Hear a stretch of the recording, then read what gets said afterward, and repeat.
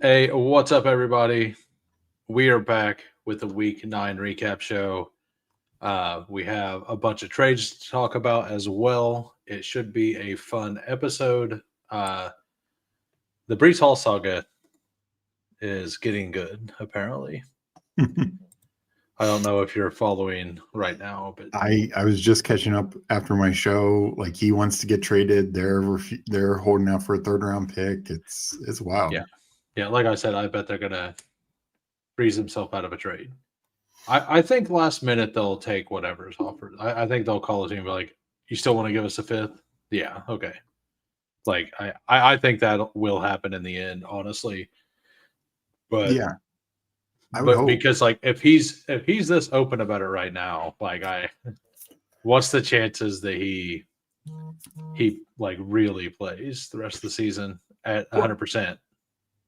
well, and the other part of it, like, because I know when you mentioned this in my chat about the whole transition tag rumor, and that came out like I think even before the Bengals game, definitely after it. Yeah, And it's like, okay, you could say, all right, this year didn't go our way, but next year our defense is going to be yeah, back and better than ever. We'll figure out the quarterback thing. We have this young offensive line. We have Garrett Wilson. We'll bring in another weapon. Well, that's not happening anymore. You trade away your two right. best defenders. Well, like, and the worst position to be good at at a bad team is running back because a good Mm-hmm. running back will keep you afloat some and win you some games, but they won't ever carry you through a Yeah. season. So all it does is ruin your draft picks. That's all it does, having a good running back with nothing else. I So mean, literally, Brees Hall might have just cost him the first round pick because he just yeah, had that amazing game against the Bengals, including a pass. yeah, yeah, exactly. Yeah, and Like like they in a might have had the game that first overall pick. they went out and they tried that hard, they won that game, and then the next week they trade Trade away away everyone. everyone. Like it is, let's ruin the pick. Oh no, we ruined our pick. Let's go acquire everyone else's first round pick because ours is worse now. Like it's, I know that's not what happened, but that's what feels like Yeah, happened, it's just funny, and it's how pretty it plays out. hilarious. Yeah. So welcome Peppertoni, Nick, Hulk, and Chad Candles. How's everybody doing? All right. So speaking of Chad Candles, let's talk about his Miami Dolphins versus the Baltimore Ravens. This game kind of went as I expected it to. Mm-hmm. Um, Lamar comes back. Ravens start rolling again. Yeah, Pretty simple. Pretty simple. yeah, crazy how that works. Yeah. Um, Like, and no, I mean, honestly, there was all the controversy the week before about Lamar and stuff like that, and they still won that game against the Bears. But we just see this as a much different and better team with Lamar. I mean, Lamar. I talked about this yesterday on the show with Meg. And granted, he's played less games than any other quarterbacks near the top, but his touchdown percentage is like a ridiculous 14%. Like that is just off the charts insane. Like yeah. next highest is I think Aaron Rodgers at like 7.6, which is very good. Like anything above 6 is considered great. So 14% is beyond off the charts. And it's because they're a low volume, big play team. He's just thrown more in the red zone this year. And it works. I mean, it works because they have these tight ends, Mark Andrews, the two tuds, Charlie Kohler, not Isaiah Likely. Again, the other one was tilting for multiple bets, but it's no, this offense is just fun. Henry has a big day, doesn't get in the end zone, but you know, look, Yeah. things are just more open for him. And the I, receivers, yeah, I mean, Zay 5 for 5, 64. Like, I had a really good betting week. And I would have had an incredibly good betting week if Derrick Henry got one more yard. I pushed him up to 120 and I did that in a bet too. Yeah. and I think he got the first down and then and it was a bad spot. And I'm pretty sure maybe I'm biased, but I'm pretty sure he got that. And then they ran the Mark Andrews 1 yard and pulled him, and then ran Keaton Mitchell on a meaningless thing. Why couldn't we have got the Derrick Henry meaningless pitch to the outside? Yeah, seriously. Yeah, but yeah, I teared him up. I lost it was like a 30xer Mm. that I lost by that 1 yard. So, but I hit a 68 Xer this week. So Wow. that was actually last night. I was on the opposite side of the game you were. I like the unders and everything. Hmm. I like the unders with the Arizona passing offense, and that's exactly what happened. Yeah. I just thought Dallas would win the game, so I'm glad I didn't pick which side was going to win. So, but back to this game. Yeah, Derrick Henry looked like we thought he might look because Lamar's there, the rush lanes, all that stuff. Zay Flowers looked like Zay again. I wish Charlie Kohler had 0 yards. Like what is Charlie Kohler even doing out there?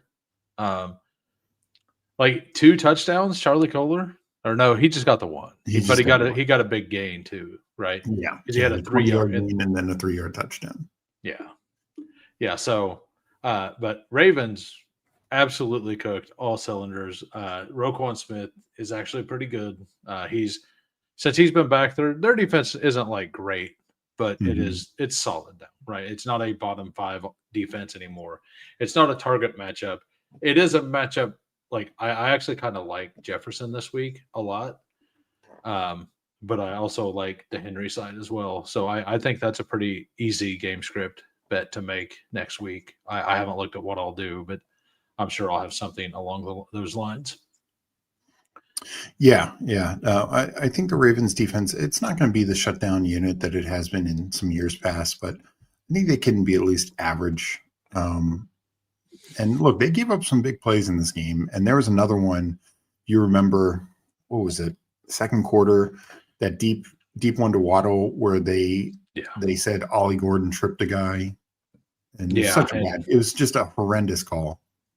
Yeah, Ollie Gordon got ran over so hard that the guy tripped over him when he ran over him. Yeah. And like he you wouldn't think that the 230-pound running back would get trucked like that. And then on his way down, the defender tripped over him, and they called that's what happened, right? Yeah, and they called it like intentional. And they called it intentional tripping. It when his arms were up in the air the whole time. It was pretty great. And that would have been like another 30 or 40-yard catch to Waddle. Like Waddle would have had a pretty good day. That actually cost me another bet. I missed 8 yards on Waddle and the 1 yard. I had 2 different parlays. Both of those would have hit. Because I only made 3. 1 hit, the other 2 was a mix. And with the scale ups on those 2, and they both barely missed. Pepperoni says Gordon stuck his leg out. I didn't see it. I could be wrong, but I don't think Gordon stuck his. To me, Gordon didn't stick his leg out. Like I don't think he avoided it, but you're not supposed to. Like you're allowed to fall down. The guy still trips over you. Trips over you. It wasn't like an intentional. Like we've seen some and we've seen some not called like egregious trips. We see like the star defensive ends do that all the time now to the quarterbacks when they're getting ready to go out. They just stick their leg out and trip them because, to be honest, like it's better to get that penalty than it is to let a Mahomes or Lamar get around you.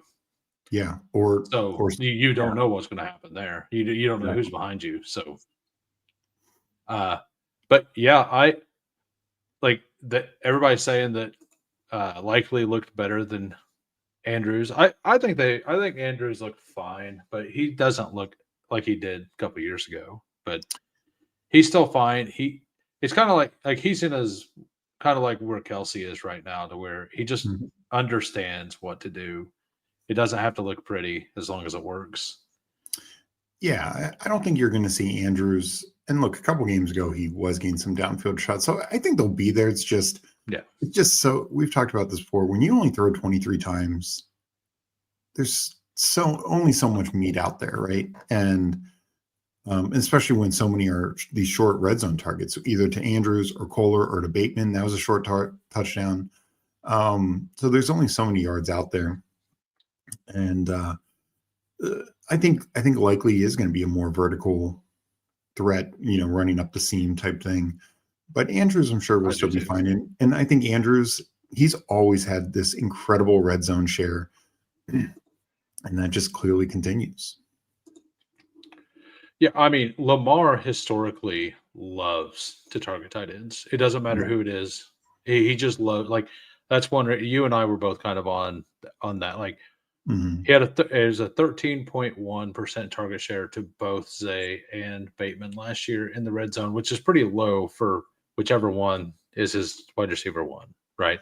Yeah. But both the tight ends were pretty high. Yeah, they were clearly 1-2 by a mile. Yeah. So Justice Hill, Keaton Mitchell, basically same amount of snaps. That's interesting to note. Mhm. Nothing else really. Everything else kind of makes sense. Rashad Bateman, I guess, has just turned into a sacrificial X this year. I don't know. Kind of feels like that, but the offense hasn't been the same without Lamar. I do think that we Yeah. will see some bigger games down the stretch. Uh, like, but that's kind of all I have on the Ravens. Yeah, They, no, they look they look good. I mean, I think the only notable thing is what we hinted at earlier was the Charlie Kohler 46%. That we would like to see. Like Charlie Kohler, I get it. There's a number of teams where he'd be the top tight end on the Dolphins, but Yeah. it's just he is eating some snaps from likely and Andrews, so it does limit them slightly. Speaking of that, we got Greg Dulcich, who was really uh, like he had a lot of yards for only 36% snaps, but that's Yeah, because he can't block. So he was never in there on the blocks. NWI up to 67, Malik Washington at 70%. Malik Washington, by the way, so Ollie Gordon 20% snaps, um, which I like it. Like I was hoping in the preseason stuff that they would start using some Ollie plus HN. They're using it, but not as often as I was hoping they would. well, Gordon Uh, also got banged up, so I think that yeah. limited his snaps. Oh, true. Yeah. So Malik Washington once again, like, kind of bungles up a play or two. Uh, Mhm. it's 2 weeks in a row that he's been doing that. Like, he's that player he's pretty fun, but is he fun enough to keep playing? Right? Like, is what he brings good enough for them? Like, I mean, for this year, it has to be right, but. Yeah, yeah, But like going forward, I do think that they're going to look for a replacement there. Um, and for the rest of the season, like I mean, 3 for 48 is fine. He had a fumble, is what it was, or did he have the one bounce off his hands? He had either did Tua have an interception?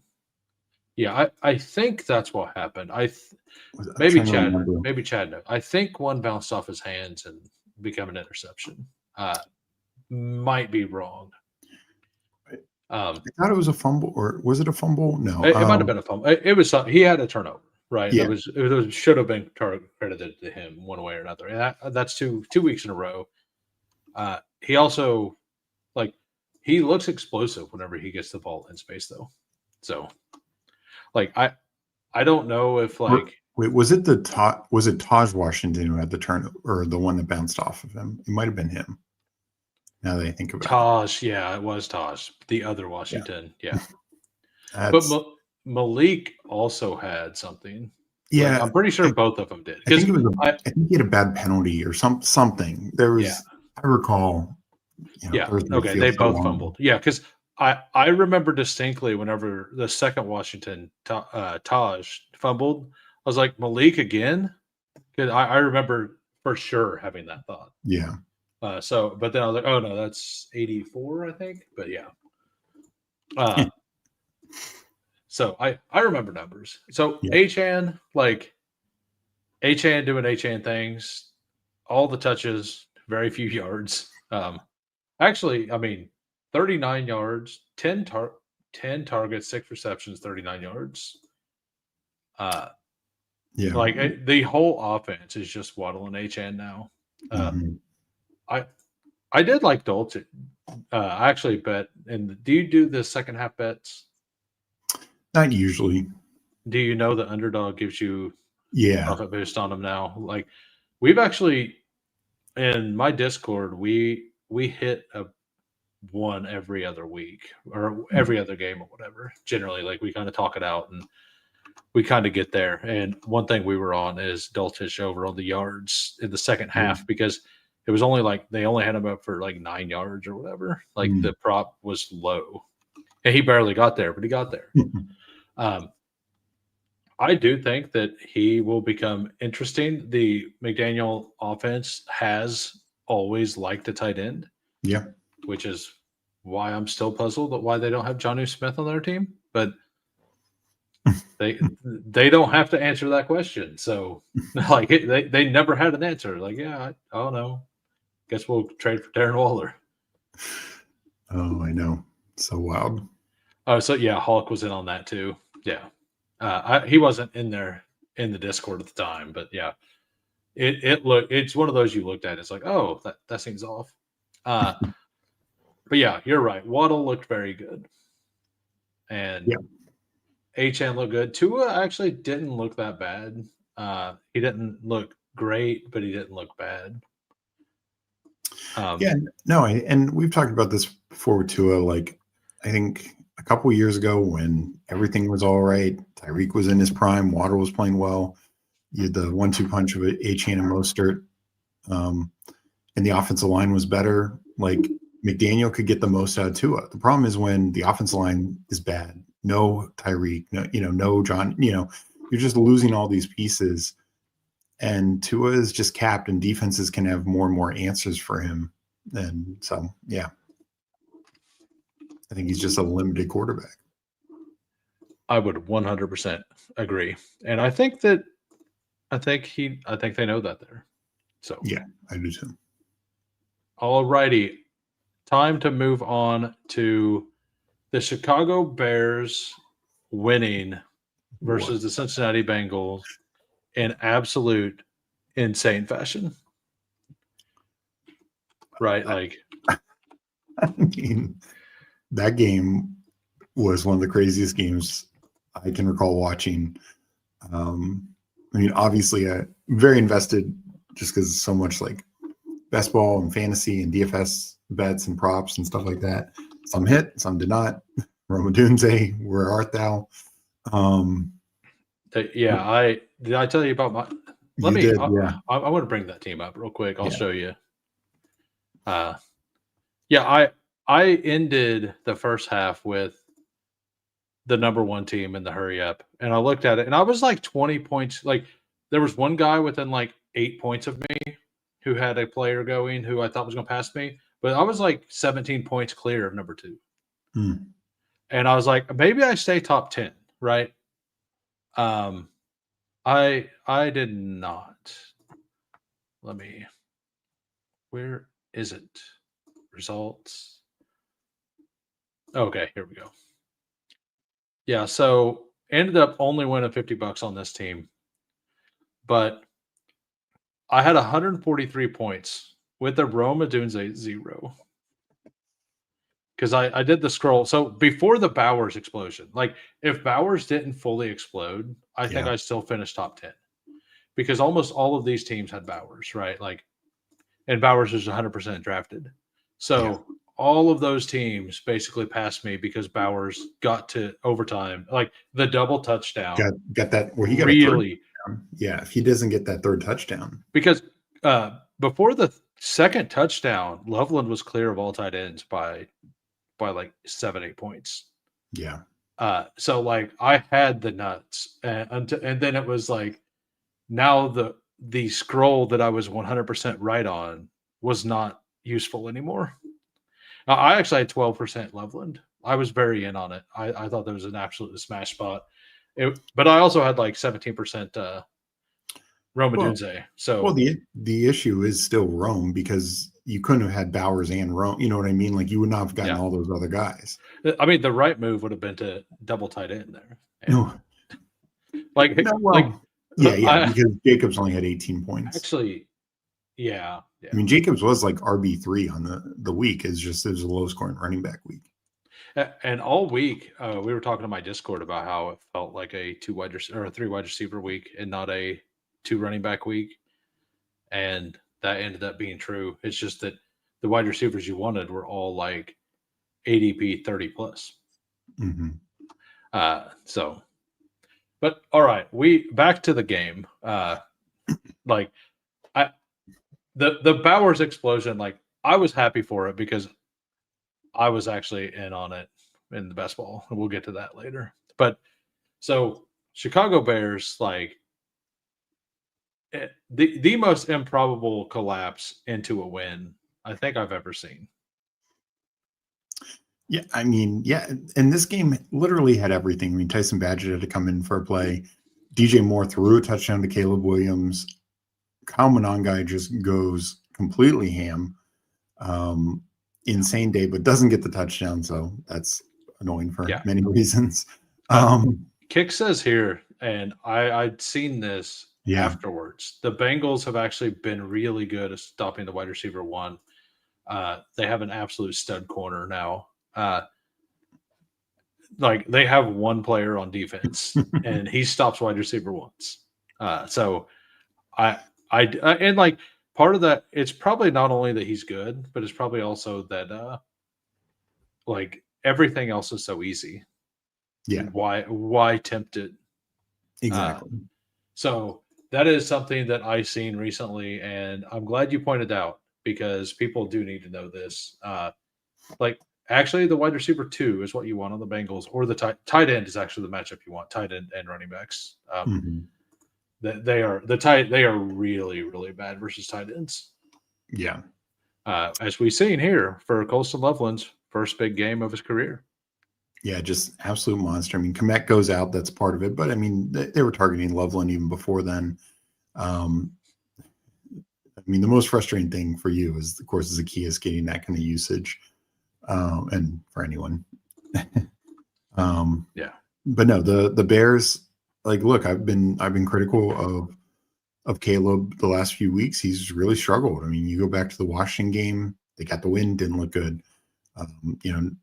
Saints, same thing. Like they've been winning. He just hasn't looked good. Dropped the Ravens game in part because he couldn't come up with a couple of big plays. Yeah. But I will say this Bears team is fun. They're young. They're fun. I think we see the vision of Ben Johnson. They have multiple receivers, even with Burton being out. They have this young playmaking tight end. They have Monangai and Swift when he comes back. I mean, this is going to be a fun offense going forward if Caleb can just stay consistent. Well, so the question for you evaluate things fairly well. So for me and Caleb Williams, like I feel like he's never comfortable. Like he's not comfortable scrambling. Like whenever he starts to scramble, it feels like he's super indecisive, and that cost him a lot. Like there's a lot of times he could just take off and go past the DN, but he'll like stop and then go back inside of the tackle and then like stay in the pocket and then and then get happy feet. Like, so you see that as well. Like, absolutely. I think if he would just either take off or like he bails really quick too. Like the first thought that he might get touched, he's bailing. Like he won't stay in the pocket and take a hit, which I mean, those hits probably don't feel great, but like I'm not saying I blame the guy, but yeah, like I was just wondering if you were kind of noticing some of those things that I'm noticing. And just a couple things on that. One, that's obviously why he had the Mahomes comparisons coming out, because he will try and like move around a lot to buy time, get the big play. The thing is that worked in college, one, because he's just better than most players he's playing against college, especially when he had that year at USC with Jordan Addison.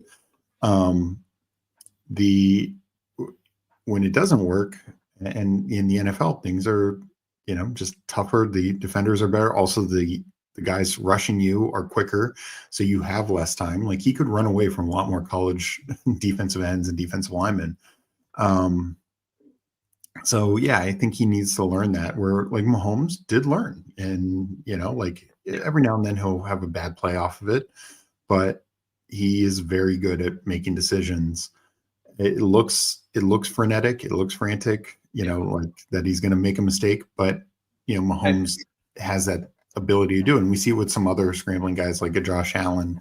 He's really developed that same sort of thing where he'll he'll move off his spot and try and buy time, make a play. And we've seen some incredible plays by Josh Allen doing that. Same with Mahomes. Caleb needs to learn that. And what's interesting is, like you said, this is another game where he ran more. In the games where he's run, going back to week 1 against the Vikings, he's looked some of his best when he has been willing to run, because that will then open up some other things for you. I mean, it does help. This is an easy matchup. But yeah, I think we just need to see more consistency from him. Yeah, I'm not saying that I don't think it's learnable, right? Yeah. I'm just saying, and It's just not there. Yeah, it feels really awkward right now. And like, how often do you see him actually sit in the pocket and just throw the ball? Yeah. And he's actually not that good on the move yet, like while throwing the ball. But if he's the very few times he sits in the pocket and throws, like with timing, it feels a little better. And I know that's kind of weird to say because we don't see it very often. Mm-hmm. But a lot of the throws he's missing is because he is on the move, and that can definitely get better. Like as you were saying, Josh Allen had to learn that. Mahomes learned that a little bit over time. There's another quarterback who we'll get to later who feels the exact same. I'm assuming you know who I'm talking about. I actually have a couple guys in mind, but so I'm interested to hear who you think it is. Yeah. He was a rookie last year as well.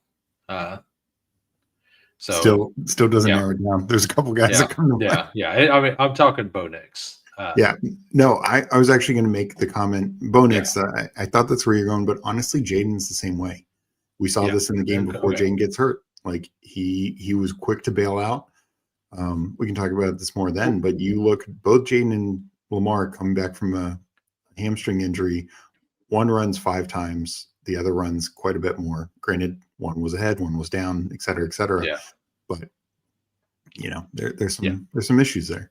And no, throwing on the run is one of the toughest things, and we see it from it definitely is every level. Like even like your mid-tier quarterback scrim, like a Baker Mayfield type. Like it's very much a learned trait. So I think there's hope for Caleb. And the other thing I'll say is I think Ben Johnson is the perfect coach for him.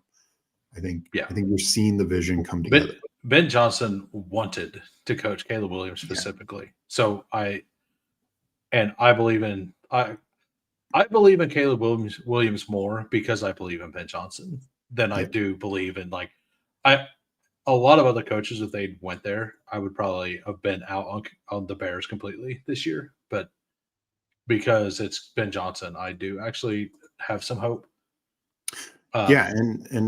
And honestly, like I will give the Bears a lot of credit. They are doing right by Caleb. They rebuilt the offensive line. They have added all these weapons, both like high tier guys, but even they had a vision in Kyle Monangai. Like we heard right after rookie camp, they're not interested in Nick Chubb. They're not interested in J.K. Dobbins. Why? Because they believed in Kyle Monangai to go along with Swift, and they were right on that. So you got to give them credit for their talent evaluation. They're building a deep roster to give him the weapons. We'll talk about other teams with young quarterbacks who don't do that, and you see it. And the big one, of course, being Cam Ward. Yeah. Unrelated, we just had a signing to your Commanders. Oh boy! I mean, they already run in Traylon Burks. So what other amazing things? Yeah, that's what it is. Okay. It was just. To the actual 53-man roster. I think it was just the practice one before. Yeah, they promoted him last week, so that's yeah. So he's officially a real commander now. So as for the game, like it was a fun game. Oh yeah. Like there were a couple games that and we seen this with the Broncos against that was the Jets, right? The Broncos Jets, where Bo Nix went nuclear in the fourth quarter. No, it wasn't the Jets. That was who was it? The Giants. Yeah, the other New York team. Yeah, that's how this game felt. Like it felt like the Bengals just did that exact thing to the Bears, and then Did you see the shot of that Colson Loveland touchdown to where it's like they gave up a touchdown on this? It's a still frame of the guy like fully into Loveland with a defender right next to him. I mean, And it's like, and they lost the game. that's the thing. It's like, how do you not make a tackle there? Yeah.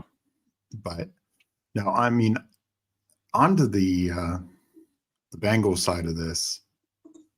Before we even get to the Bengals, and I saw Kevin Stefanski was asked about this.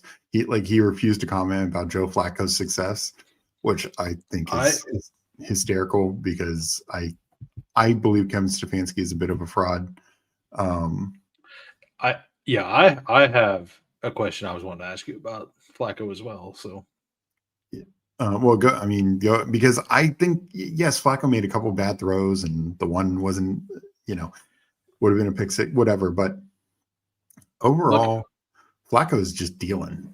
Well, yeah. So like that's kind of where I'm gonna head, and like yes, I'm gonna go ahead and before I even make this comment, say I am a hater, but how successful Joe Flacco is with T. Higgins and Jamar Chase makes me like I'm not saying that Joe Burrow is bad, but it makes me wonder if he's not as good as people think he is, right? Like because if Joe Flacco, who for many years has not been that good, comes in here and absolutely cooks every week, like doesn't that to you like make you question a little bit on how actually good Joe Burrow is? I'm just this is more of a question. So I think Joe Burrow is really good. yeah, I'm just curious. I Like, mean, I guess what I would say is one, Joe Burrow is a system quarterback, and the system is T. Higgins and Jamar Chase. Yeah. The two teams that Flacco's really cooked are the Steelers secondary and the Bears secondary, which are both very weak, thin secondaries. And that game against the Steelers, they protected, like the Steelers defense line, which we'll get to shortly. When they come to life, Steelers defense can do good things. They did not come to life that game, and Flacco cooked. And same in this game. Like Bears didn't get pressure. Flacco cooked. The other games, the Packers, it was just a fine game. And then the Jets, it was a good fantasy game for Flacco because he had a rushing touchdown. That of all things, he actually didn't have a great game. And the Jets defense had been relatively bad, but had been playing better, whatever. I do think Joe Burrow is a great quarterback. I guess, in defense, you can, it's the same reason why, to me, the arguments that Mahomes without Tyreek is nowhere near as good. It's not that. It's like when you have an elite quarterback, you want them to have elite weapons because it's like they go. This is kind of my thought on what I was saying is like, I think we've not seen it. And like, I don't think he would be near, like, I don't think he would make it work like the actual elites make it work without those two. It's kind of where I'm at. It's so tough because I agree, like, because he's all the other ones are more mobile, even Mahomes, who's, more of a tweener, but right. Where like he's not going to have that element. And it's like, yes, if you put him on the Jets, it would not look great because there's just no weapons. It's bad coaching system, et cetera, et cetera. Right. You put him on the Titans, it's going to be bad. Like, it's just bad. But if you put him on a team with just good weapons, can he probably cook? Yeah. Is he probably going to be, top three? Probably not. I think it goes hand in hand. And I think we see this with, times when, Aaron Rodgers or Tom Brady had like great weapons, they cooked and they had like these elite years. When they didn't, they could still win games and still be game managers and stuff like that, but they weren't going to be in the MVP hunt. I mean, let's be honest. They can't even win games with this awesome offense. So, here's the other. How many more wins do you think they have if Joe Burrow's in the game? Like, do you think 1, 2? Like that defense is incredibly bad. Yeah, I mean, how many more wins do they have? So, I guess you could theoretically argue 3, because of the 3 Browning games. But I don't know if he would have won any of these games Flacco has lost. I think he could have won the Jets game because Flacco was not good But in that. yeah, I could see that. And like, yeah, I do think he's he's definitely better than Flacco. Like, Yeah. don't get me wrong, but like Joe Flacco has is is not this. He is not always an elite. He's been pretty solid, Yeah. but like, yeah, and as Cooler said, sometimes all you got to do is get the ball out quick to your guys, Yep. and like let's take a second to just. I'm sure everybody knows, but that T Higgins catch on the left side Oh, is geez. like one of the most fun catches. Like, and it looked effortless. Like it Mhm. just looked so effortless. It was great. No, and I think we forget this, and honestly, and I said this before, this week. I think Joe Flacco, last week T Higgins only got 2 targets, 3 targets. One was a 44-yard touch, one catch, 44-yard touchdown. This week he has another 44-yard touchdown, but Yeah. they throw him 9 targets, and he just dominates. The one that he Yeah. gets injured on, an amazing catch. Like T Higgins, for so many teams, would be the clear wide receiver one, and yet Yeah. here he's just behind one of the true goats. So hopefully Higgins is okay, and regardless of the defense, they just keep cooking on offense because they're fun to watch. Like you said, these games, Yeah. even the Jets game, every game since Flacco's been there, they went from being unwatchable. I mean, if you're a Broncos fan, that was a fun game to watch for the Broncos Bengals, but that was just not a fun game to watch Higgins and Chase be miserable. And yeah, against the Lions, there was some true garbage time that Chase got there. But every game, the Packers game, Steelers game, Jets game, and this game have just been fun to watch with Flacco in there. Yeah, and they just traded away one of their better defenders for nothing. And Wilson was his name, right? Logan Wilson, they'd Logan kind of Wilson. benched him. So Okay, I thought that he was last year supposedly he pretty was good. Last year he Okay, was good. This year he had not been good. okay. I was not aware that he had not been good this year, so I just knew that he was okay last year. Yeah. Are we ready to move on to the Minnesota Detroit game? Or I just one note. P Ryan is injured. Sounds like oh he'll yeah, be missed some time. So Taj Brooks might have some life going forward after the bye. But Chase Brown, I mean, and as much as we talk about like the Flacco thing has saved Higgins and Jamar yeah, Chase, it's really saved Chase Brown. Like, yeah. Chase Brown stealing all of Jamar Chase's targets. How dare him? but How dare him? he's just so, it's just so crazy. These guys, Yeah, they're clearly talented. I mean, Chase Brown's not an elite running back, but it shows what these guys can do with just some semblance of quarterback play. yeah. I need Taj Brooks to do something. Yeah, me too. For sure. But yeah, I Mitchell Tinsley actually had a pretty nice catch again. Like Yeah. he's doing all the things you need to do as a number 3 on a or a number 4 looking to get some more work. Like Yoshi Voss was fine. Like that he's like perfect for a number 3 on this team. So But he stepped out of that one yeah. before that interception, so he actually cost them. Yeah, he really did. And I mean, I like Mitchell Tinsley. Yeah, I would like for him next year to become the 3. Like number 3. Agreed. I'm hoping that I can start taking him in the last round of best ball next year. Like that's where I'm at.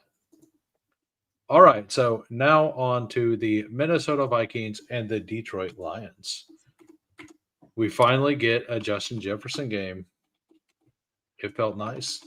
I mean, kinda like I I feel mean, like he's had a lot of he didn't get touchdowns, but he had like 8 for it, 120. So it was same relative points, right. Like I guess I thought it was bigger than that, honestly. No. Yeah, Yeah. I was disappointed. Yeah, no, I hadn't actually looked at the stats. I thought he had like 80 yards. Yeah. No. Okay, never mind. We did not. We got the Jefferson touchdown. Yeah, he had another usable week, and that's good. Like we need So those, obviously. so he's doing the DK Metcalf thing where he gets touchdowns or yards. Yeah. Or the One or the other. Olave thing. Can't The do both. Olave thing. Yeah. That's what I meant. The Olave thing where Yeah. he doesn't get 20 points. Yeah. Where did Will Hernandez drafted by Cardinals? Will Hernandez.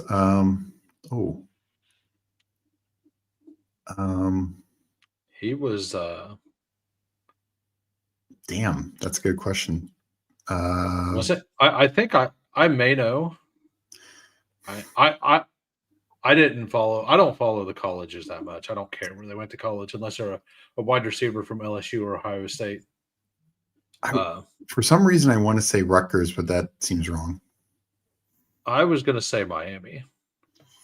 I thought about that also, but that felt wrong. So maybe it's University of Miami. I don't know. Miami of Ohio. Yeah, no. That's what I meant. Yeah, Miami of Ohio. That's what I meant. UTEP. Okay. UTEP. We were close. We nailed it. Many are saying Jefferson is the new Chris Olave. Yeah, that's Coolers beat me to it. I just I hadn't got there yet. Oh, that was the hardest one I could think of. All right, so we got the Vikings who JJ McCarthy comes in. Actually had a little bit of time to throw the ball, and he looked way better. He didn't look elite, but he looked pretty comfortable actually getting out of the pocket and rushing and moving around and stuff. So I do think this offensive line really bad. Don't get me wrong. Yeah. The Lions defense, they're kind of like the Steelers. Sometimes they play really well, sometimes they don't. Mm-hmm. They didn't really play super well in this game. And I really think that this was a great game for McCarthy to build confidence after the way things have went. I could see next week being a really good week versus a Raven, because the Ravens secondary is their weakness, right? Yeah, I think I'm kind of in between. I think it was a fine game for McCarthy, and I think he made big plays when you need him. At the end there, when he threw that ball, who was it to? Naylor. He completed to Naylor to ice the game so they could run out the clock. That's a huge throw. And the Hawkinson touchdown, another big time throw. The Naylor draw, there was a really hard catch, but the one that Naylor was in the end zone, that ball was put the only place it could go. Yeah. And he had a chance to catch it. It was a really hard catch. I'm not blaming Naylor for a drop or anything, but it was at the spot where the receiver could have got it and it wasn't in danger. So I think there was a lot of positive signs for JJ McCarthy in this game, and for the you could see that if he has a clean pocket, he's going to be fine. Which means that in the future, teams like the Ravens are probably going to send a lot of pressure. Yeah. Well, and that's what I was going to say is he still took 5 sacks. He still had a couple errant throws. He's still essentially a rookie. Let's be honest. He's 22. He's 22, and this is also just his third start. So there's going to be a ton of growing pains. This is a big team win for them. I think Aaron Jones, and I've heard mixed things. It's not going to be too serious, but he was awesome for him. Hopefully for them, he can be okay.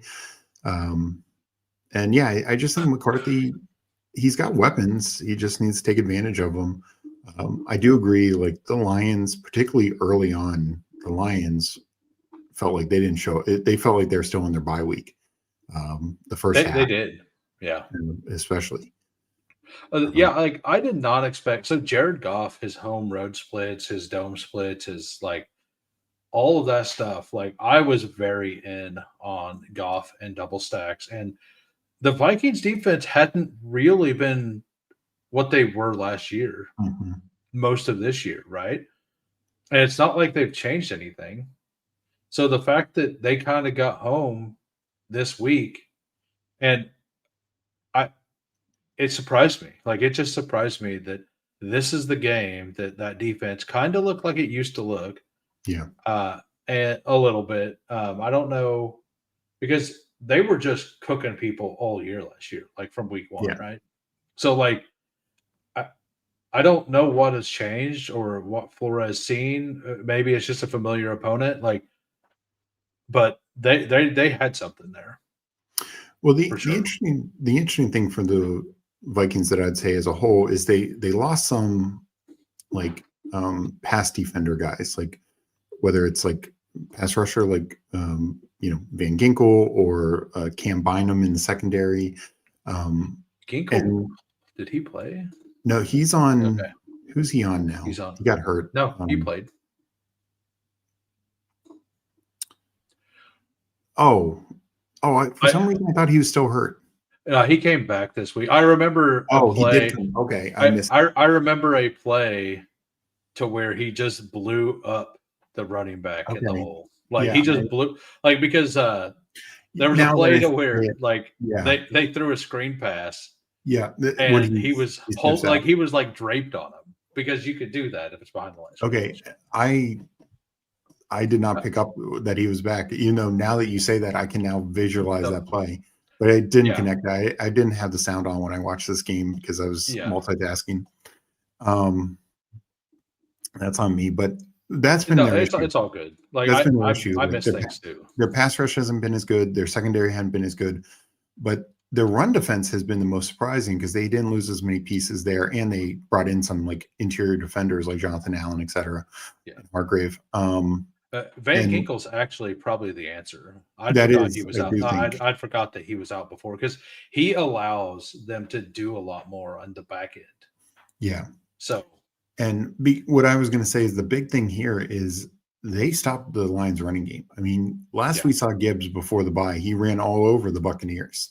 He did it last year in week 18 versus this team. Like, and we've seen basically every running back get the Vikings except Saquon. But like, Kamani Vidal had a huge game against them. Kenneth Gainwell, had a huge game against them. Quinshon Judkins, et cetera, et cetera. And Gibbs, this was one of Gibbs' worst games, of his career. And Monty wasn't much better. So because Goff was fine in this game. Like Goff, had some big throws to Laporta, St. Brown, the big touchdown at the end of JMO. But they kept being behind the sticks because they couldn't run the ball at all. Yeah. I really liked the James Williams longest reception prop, and it got there, but it took till the very end of the game. Yeah. I was like, I can't believe this at all. Like at all. I just could not believe what was going on in this game. And Amon-Ra went out in the middle of the game for a couple drives, right? Like a drive, yeah. Yeah. And he, a casual 9 for 97, just not playing the whole game. Like just a casual 9 for 97. Like I underrated the consistency of Amon-Ra going into the year because I was an idiot and thought people like Brian Thomas Jr. had upside to be wide receiver 1 on the year. I'm not saying that I was like sure it was going to happen. I just thought there was a path for it. Yeah. That was flat wrong. Like that was such a bad decision. Sam Laporta, by the way, has really came on the last few weeks. All the Coach Speak stuff was kind of leaning towards like Jameson Williams, but once again, Laporta is the one that they kind of feature early in the game. So when I loved that first touchdown on a 4th down call, they go to him. I love the bold play calling, and I love that it's still continued even without Ben Johnson. This team, when their running backs are working and they're complete, I do think they're next to unstoppable. But what we saw, like the Packers game, this game, the Chiefs game, to an extent, like when you slow down the running game, it really you can beat the Lions. Yeah, because like if you're slowing down the running game, you probably are winning. This was my slight fade on some of the Lions this year was the uncertainty of their offensive line, which most weeks look really good, but Mhm. every once in a while, like about once every 4 weeks, they kind of get beat the whole game. Yeah. So back to the Vikings real quick. Jordan Addison actually looked pretty solid again. Mhm. I think that as the season goes on, McCarthy will get more comfortable, assuming they can protect him still somewhat. And like you said, they did take 5 sacks, but he looked good whenever he had the time to throw. So I think that there is positive to look forward to there. And I'm not really worried about the Lions overall, right? Yeah, Nehemiah. I still think they're one of the What better teams in the NFC. what is? Have you seen what the weather is supposed to be in Washington this week? I haven't looked. I'm going to look it up right now because I'm Goff is one of those players that if he's in the rain, I don't want anything to do with him. Uh, and if he's not in the rain, I think it's a smash spot. Supposed to currently 21% chance to rain, 63 degrees with 8-mile-an-hour winds. Yeah, I think I and think that's fine. we'll I get think there that's when we get there with Washington. Their yeah, defense is just so bad right now. yeah. I'm sure you look forward to talking about that game. Oh yeah. Yeah, oh yeah. All right. So Ready to move on to Carolina and Green Bay. mhm. All right. So Carolina, as we all expected, goes into Green Bay and just claps them. Yeah. Like the Packers continually made mistakes in this game, just over and over and over again. Part of those mistakes were because of the Packers. Part of those was just Carolina's defense like got absolutely embarrassed the week before, and I think they came out to like prove that they weren't the old Panthers defense this week, which is not something I expected. Like I did not expect that at all. Yeah. Uh, I did tell people that I did think that this was a Green Bay Packers play down to the competition game. Like it absolutely. This is the history of their head coach Matt LaFleur, right? Mhm. Like ever since he's been there, they just play down to the bad teams over and over and over again, and then they'll play up with the good teams. And this is kind of what we were talking about last week, where I don't see them winning 4 straight games against good teams because they Yeah. tend to only they don't have a killer instinct usually. Like once or twice a year they will, and they'll just completely wreck a game, and you think they're the best team in the league, like week 1, right? Mhm. Uh, and then week 2 happened, and it's like maybe it is like the Lions game. Like after that game, you're like, okay, I think there's something here. And since then, it's all been like they're good, maybe. No, I mean they've had these, and again context also helps because week 2 was the Commanders game and they dominated the Commanders, but now that no longer looks as good when it looks like where the Commanders stand. Um, but no, they've been a very Jekyll and Hyde team. I do think, Yeah. yeah, and might as well just talk about the Packers first. The Tucker Craft injury. I mean that is a body blow. We talked about it last week. Yeah. Like if you're going to build a passing attack around Tucker Craft should be the Kelsey of this team, the Kittle, Mark Andrews, those types of guys. Unfortunately, there's his ACL out for the year.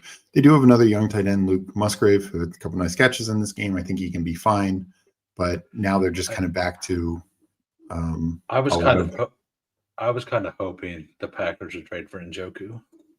Yeah. That has not happened yet. We have 5 minutes left. That's yeah.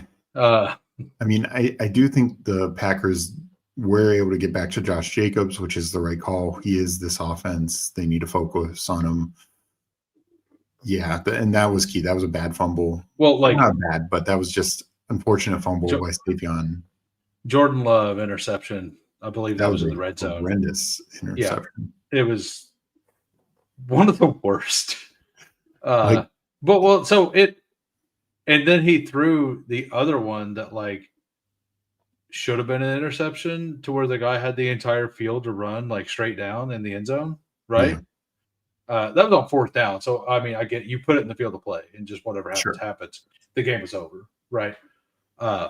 Savion Williams had a fumble in the red zone. Like it should have been 2 picks for Love in the red zone and the Savion Williams fumble. And I mean, that's how the Panthers won the game, was their defense in the red zone. Like just were very stingy. Yeah. Didn't they even go for it? Did they go for it on 4th once and fail as well? Well, I know they had the missed field goal, which also cost them. They've Yeah. had major kicking issues. Yeah, that was. No, there was one that was worse this week. Trying to think. Give me a hint.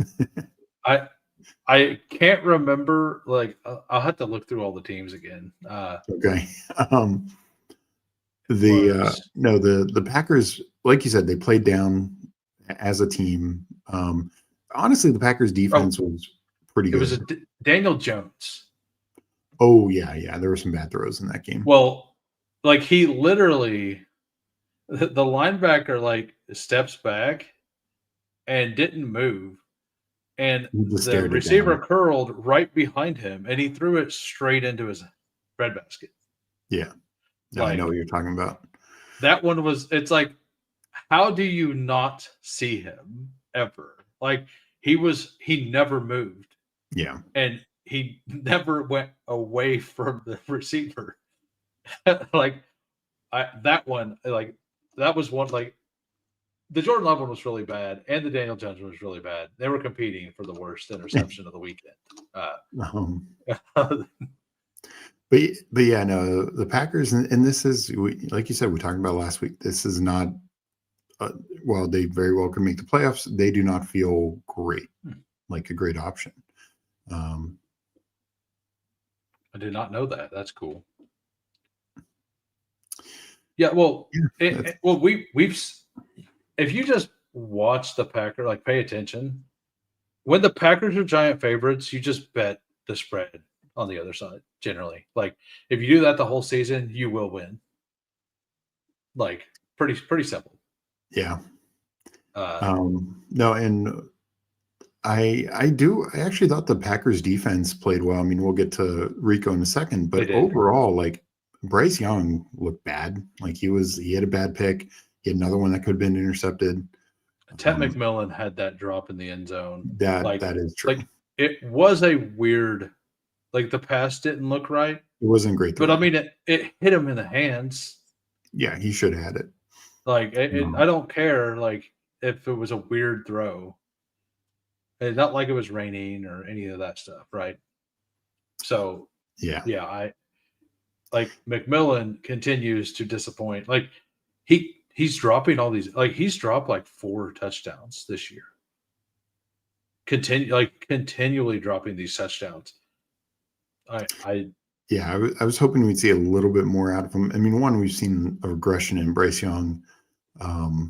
But that was my point for Slate, like that Slayton said, is the Packers, maybe more than any team. I mean, there's obviously others that we can point to, 49ers, Colts, who they live and die with their running back a bit as well. But they need Jacobs. Jacobs is, I think, their one hope for going on a run. Like they just need him to have like Saquon's postseason, and then sure, he can beat anyone.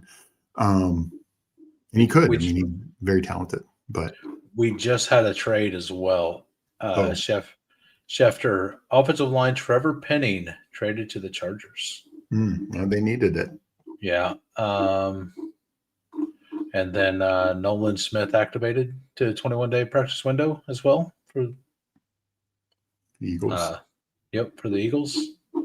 So, all right. Yeah. I mean, onto the Panthers side, like the what's that? Dolphins were trying to trade Waddle. Interesting. But they listed it as a first-round pick plus, and everybody said no. Well, yeah, maybe he'll be on the move in in Yeah, the that is something offseason. to note for the offseason for sure. Because Yeah. a team, if we get into a wide receiver class that's not really that good, I haven't looked this year. I will start looking in like week 17 or so. I'll start kind of looking at some prospect stuff. Yeah. If it's a weak wide receiver class, a team will trade a first for Waddle. Oh, definitely. I mean, yeah, I Which, know. if they're going to do that, they need to trade Achan too. They might as well rebuild. Yeah, I mean, Right. same thing as the Jets. Like if you're Yep. trading a couple of your good young players, you should trade the running back. It's that simple. Yeah, absolutely. But speaking of good young running backs, Rico Dowdle. I mean, we've been He's saying not it even young. well, yeah, but we've been seeing it the last couple of weeks. Like he was clearly outplaying Hubbard. Panthers Canales finally went to him, and he won this game for him. I mean, their defense as well, but he won this game. Shout out to Canales here, making the obvious choice that most coaches wouldn't have the ability to actually sit down and make. Be like, hey, we know we liked you last year. You did a lot for us, but you know what? This other guy's just better. Yeah, like he's better. And Chubbard knows that. There's no way Chubbard. There's no way. I've read it off the screen as Hubbard, Chubbard. So Chubbard knows that, right? Like that. I'll just call him that from now. But there's no way he doesn't see it, right? Like the players on the team know like when somebody's playing better. So he doesn't have to like it, but I'm sure that he would tell you. Yeah. But the Panthers 5-3. Wild.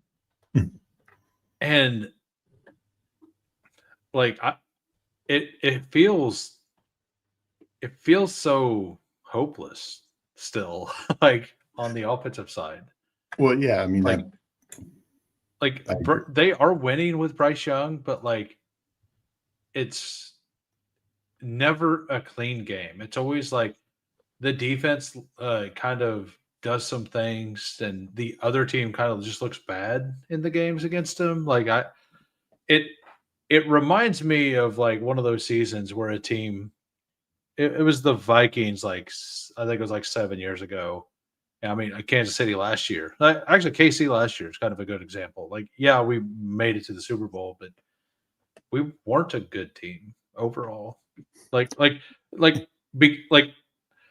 We weren't this ugly, but we kept winning really, really close games. Yeah. And it never felt like a lot of those didn't feel super deserved. Like the one, like we had 2 or 3 of them. I think we had 2 of them where we blocked a field goal at the end of the game. Mm-hmm. Stuff like that. It's like the other team actually does everything to win, but then we make a play that's very, very unlikely. It's a good play, but very unlikely to be successful, right? And a lot of that seems to be going on here in Carolina. Yeah, I mean, I wouldn't put it at the Chiefs level because what I would say, the Chiefs defense was pretty elite. Carolina's defense is not elite. They come up with some big plays when needed. And the other thing I'm just saying, like the one touch, like the 3-point spread stuff, like it's over and over and over. And our defense was a lot better, but and Patrick Mahomes is something different than Bryce Young. Yeah, I trust Mahomes to win 1-score games. I don't trust Bryce Young. To what, quarterback or win anything? Either or both. Yeah. But yeah, I just basically I threw the KC out there so I didn't get called out for being a homer because I agree with what you're saying, but like the facts are they were a lot of close games. Mm-hmm. And it's like this is a team that will probably make the playoffs this year somehow, and then next year go 7-10. Oh yeah, especially 6-11. Especially if they don't re-sign Rico. I mean, Rico's probably going to get a pretty nice contract next year by somebody. I mean, It's just two years in a row.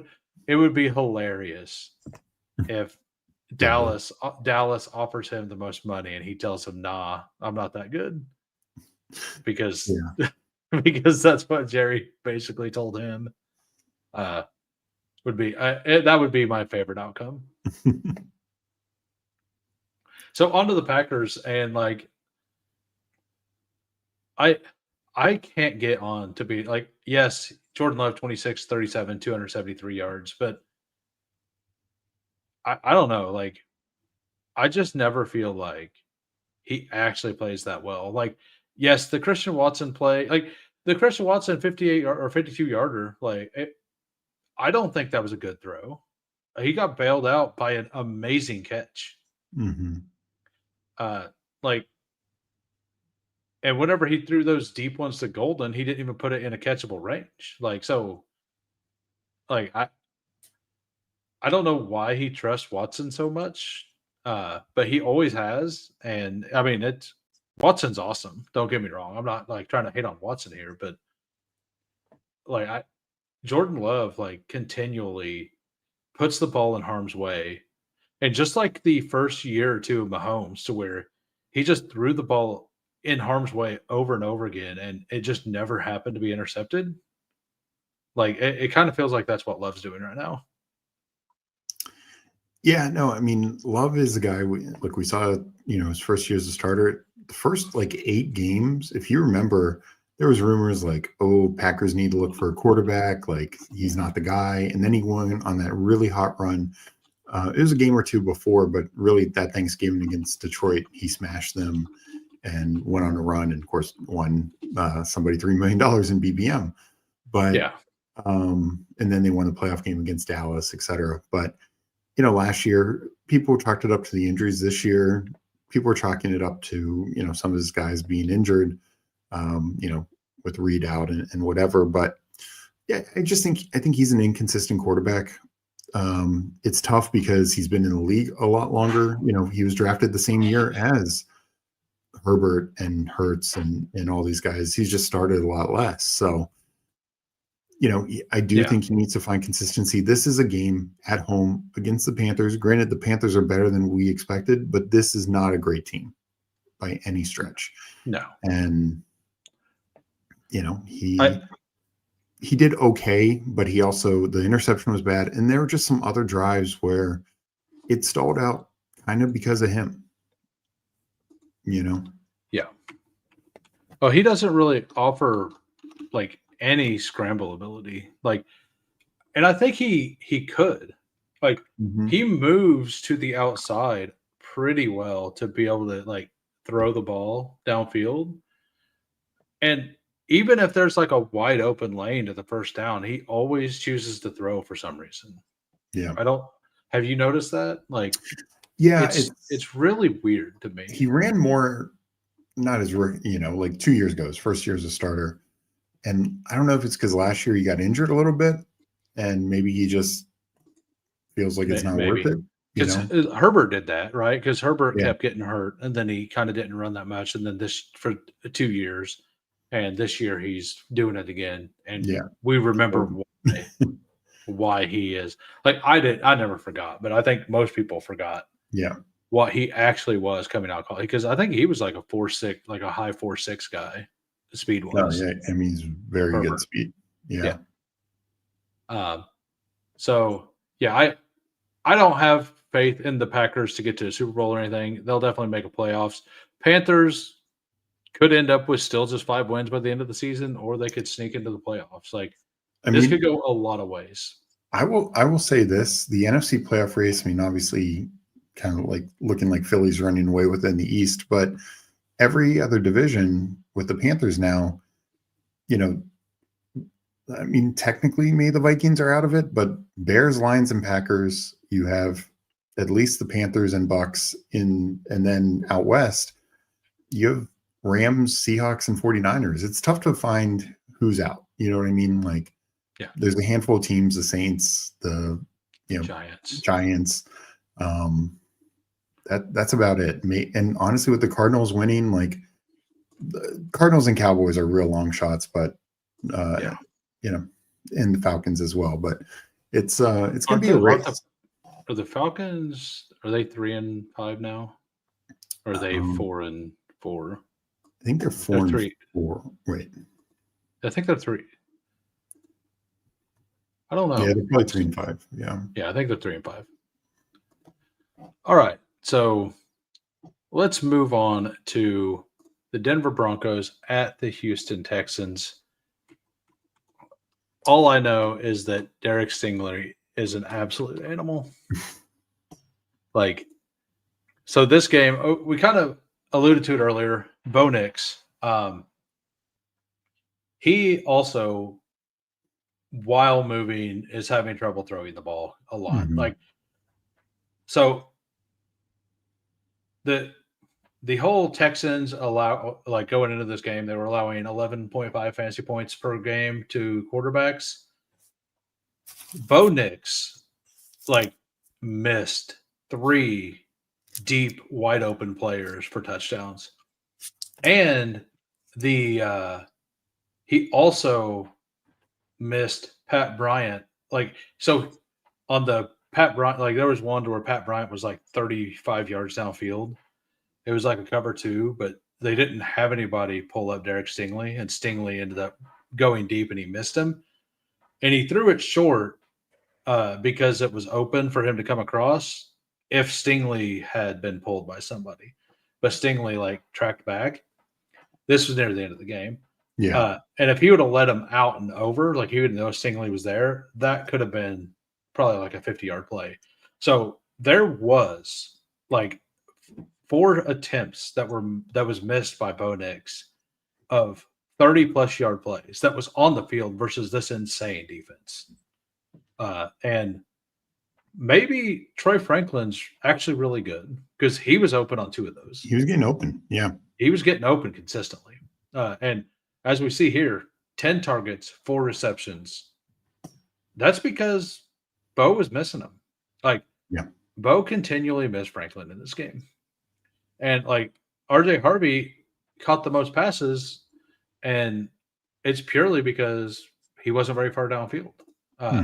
So, and I'm not saying that these were easy throws because the Texans had pressure, right? And the pressure, the pressure creates the ability, the quarterback to throw it early and to sail it and stuff like that, right? So there was a lot of that happening.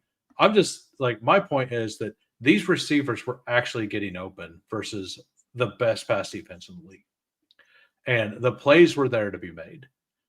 So that's something that other defense coordinators probably hate to see because it's not like Troy Franklin, Pat Bryant, Cortland Sutton should be something that really scares you. He also missed Evan Ingram. Evan Ingram was the third one. He missed 5 then because he missed the Pat Bryant one. He missed 2 to Sutton or to Franklin. He missed 1 to Sutton, and then he missed the 1 to Evan Ingram. Yeah, no, my view of this game, because it is a tough defense. Look, both sides tough defense, and I think Bo Nix, like you said, there were some open opportunities that he missed. Sometimes it was due to the pressure rushing the throw, and this is also like we've talked about before. Him not taking sacks, and the 1 sack he took was for 2 yards. That helped the game of field position in this game because, yes, it's an incomplete throw, and so it's a negative down, but it's better than taking the 8-yard sack and then just the snowball effect that can be. But no, Bo Nix, and I think this is kind of what you were saying. The Broncos schemed this game pretty damn very well. Yeah. Sean Payton had a plan here, and that plan worked. Absolutely worked. And I do give Bo Nix credit for not making more mistakes because the Texans, as we've seen, they're very opportunistic. I mean, this Texans defense almost single-handedly beat the Seahawks a couple weeks ago, and absolutely shut down Christian McCaffrey last week. This is a very good defense. And for the Broncos to move the ball as well as they did, have the opportunities that they had, it at least gave them a shot, and they got, they were able to win the game in a very close game. but yeah, it was disappointing from a fantasy standpoint because Bo Nix, with the way guys were open, could have had a huge game, just a huge game. And didn't. And of course, like Cortland Sutton, that was a beautiful touchdown catch by Cortland Sutton, that 30-yarder. What in the world? What?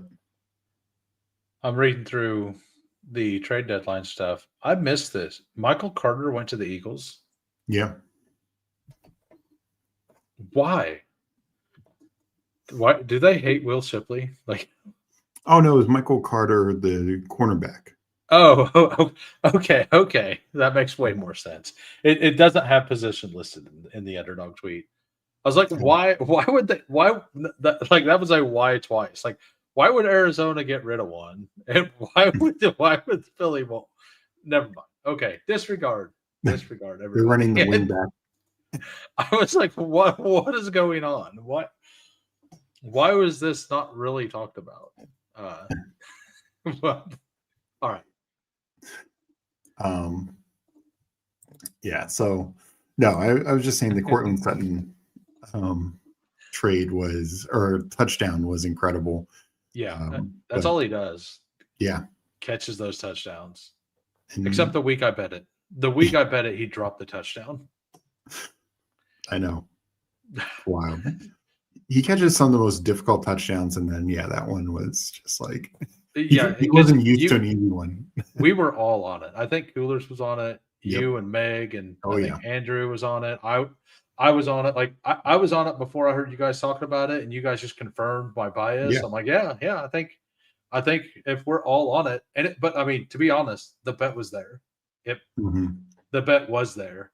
It happened, and then it didn't happen. Yeah.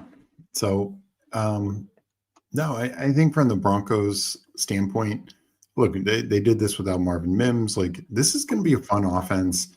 I do think they struggle some against like better defenses. We saw that the Jets in that London game. We've seen that in a couple other games this year. But boy, this offense can cook. I think Sean Payton's calling a good offense. Bo Nix, he's up and down. He did come through with some big plays when it mattered most.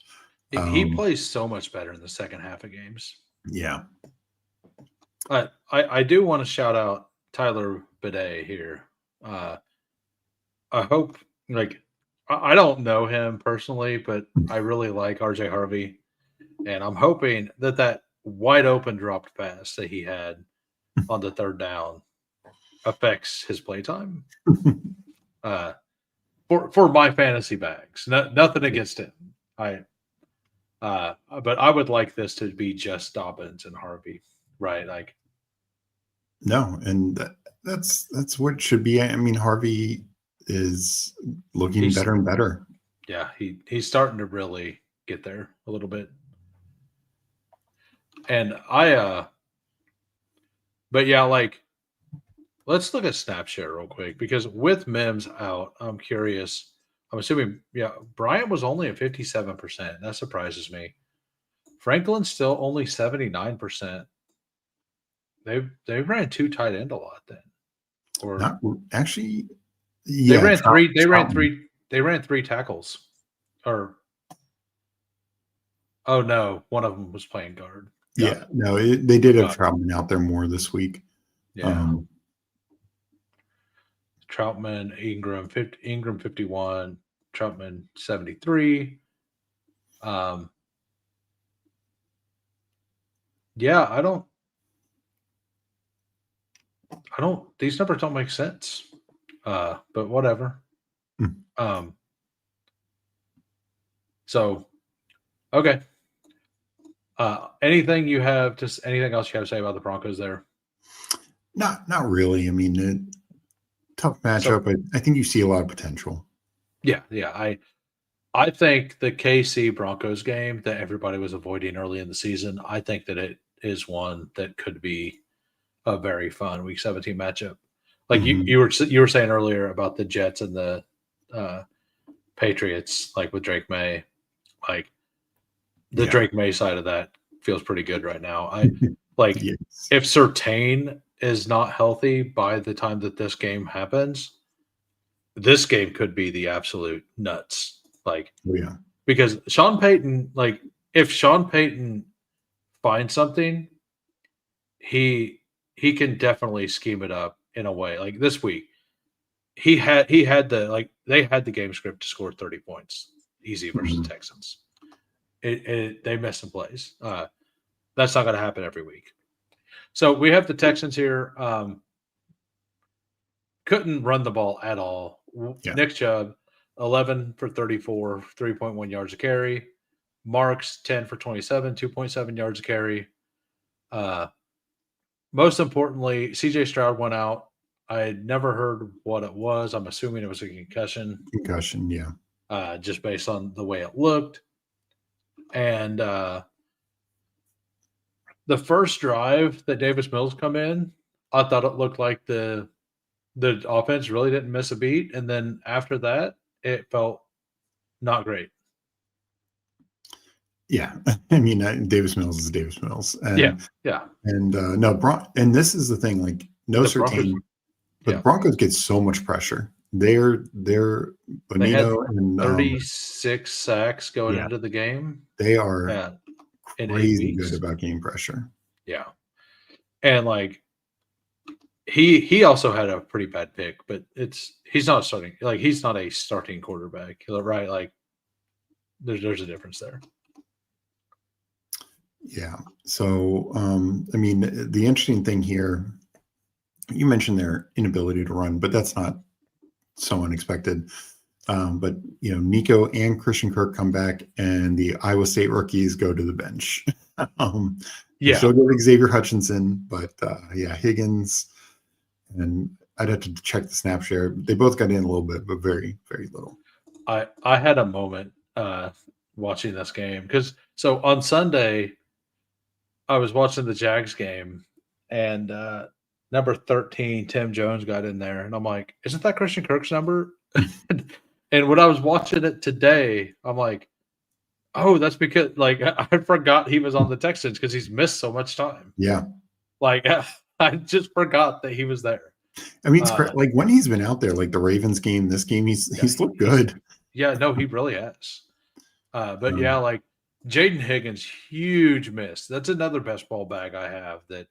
Yeah. Like it was just a bad pick. Like this one, like I have a lot of injured players, but like I have some bad picks too. And like Jaden Higgins was one of the really bad ones. And I kind of thought that he was a tear break there at wide receiver.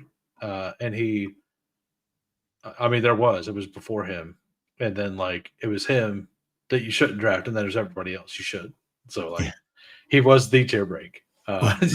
Wrong direction. He was absolutely his own tier whenever we came down to it. I was 100% the same way, and I just never thought like I'm not surprised Christian Kirk would have more targets than him, but you know, slot guy, the slot demon, all the stuff we heard.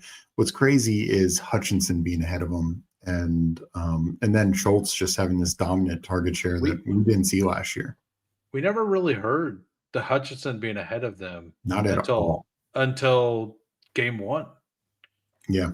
And then it's like, you never talked about him. Like there was no coach speak on Hutchinson. Like it was like there was a secret that they wanted to keep or something. They kept it.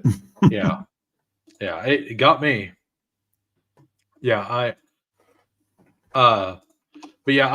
Dobbins, there's like, so back to that, like there's definitely room for Dobbins and Harvey to both be successful in this offense. Yeah. The tough thing with Dobbins is he just doesn't get touch for a back. He should get touchdowns, and he's explosive enough, but he just doesn't have many touchdowns on the year. And it's like it's because they're letting Bo Nix throw it down there. Yeah. And I think Bo Nix might have more rushing touchdowns than Dobbins does, or it's about the same. It's not good. Yeah. Everybody in chat just naming off every player I have higher exposure than 12% on. Like all of them, like injured or bad, like there we go. So Dalton Schultz has actually looked reasonably good this year. I never got in on him. I have 0.5% of Dalton Schultz. I have more than that, but I couldn't really get there. But I was also a little bit more in on the elite tight ends than most of the people, so I didn't get the bags of the late tight ends. We'll see how it all plays out by the end of the year, but there's not really a whole lot to talk about on the Texan side. Like Nico Collins actually got like it was once Mills got in the game that Nico really started getting his targets, though, right? Yeah. So I don't know if he's going to be out there. Like I'm assuming Davis Mills will be out there this week. That'd be my guess. And who do they play? Who did the Texans play this week? Was it the me? Oh, I can't remember. I just did a couple drafts and I can't remember. Let me go look. Rankings. Jacksonville. So they played the Jaguars. Yeah. That's an ugly game. I was looking at all the point spreads today. There are, I think, 5 games this weekend under 40. Wow. It looked because you got the well, let's just look at it here. I don't think these are right. So Cleveland and the Jets, Carolina and the Saints. I thought there was a couple more. What's the Thursday night game? The Denver and Raiders. Raiders, yeah. Who's the Sunday? The Sunday night game, I think, was actually good. And Sunday night is Steelers Chargers. That'll be a higher one. And then the Eagles Packers on Monday night. And I think it was like 42 or something. I think it was low. That's kind of surprising. Or maybe I'm wrong there. Well, I do think Texans under 40. Yeah. So like the Thursday night game and then 3 games on that slate. So that's 4 games. And I think there's 1 or 2 others that was like 43-ish. So like overall this week it's not expected to be a whole lot of scoring. And it makes sense because Cincinnati doesn't have to play defense this week. Yeah, well, honestly, like 3 of the worst defenses, Cincinnati, Cowboys, and Titans are not on the slate. Yeah, really. Like honestly, that was exactly where I was going with that. So, and like, yeah. So, wrong game. And then on the flip side, one of the highest scoring teams, the Chiefs, are also not on the slate. So, yeah, I mean, and the Cowboys and the Bengals. They all 3 teams who put up points, 3 teams who give up points. 2 of which are in the Venn diagram. So, yeah, and which makes me think that this could. I actually like, and to go away from this game for a minute, like, I think we're done with the game, but I kind of expect this week to be another 3 wide receiver week. I don't like a lot of the running back matchups. Like, I think there's like 6 or 7. Like, I think there's like 7 or 8 really good running backs, but the scrolls don't feel good. No, the scrolls don't feel good. The scrolls do not feel good. Like, I will have some Brees. It won't be much. I will like, actually, Judkins is probably a smash right now. I think Judkins is a smash. I don't mind that guy still. Yeah, like if Swift plays, like I like both of them, but if Swift doesn't play, Manun guy's an absolute smash. Yeah. But yeah, some of them aren't great. Like I waited until the end of the draft to take my 2 running backs in the dog bowl that I done. I do not like my team.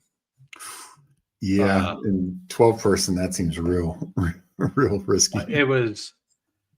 I hated I picked at 10, and like there was exactly whenever I picked at 10, there were 5 players I liked and 2 crushers behind me. Took one of them was Methology, and another one was I forget who the other one was, but they obviously took the tier that I expected to be the tier, right? And then I didn't really like the running backs that was available there. So I just pulled up Jackson Dart because I knew he wasn't going to come back.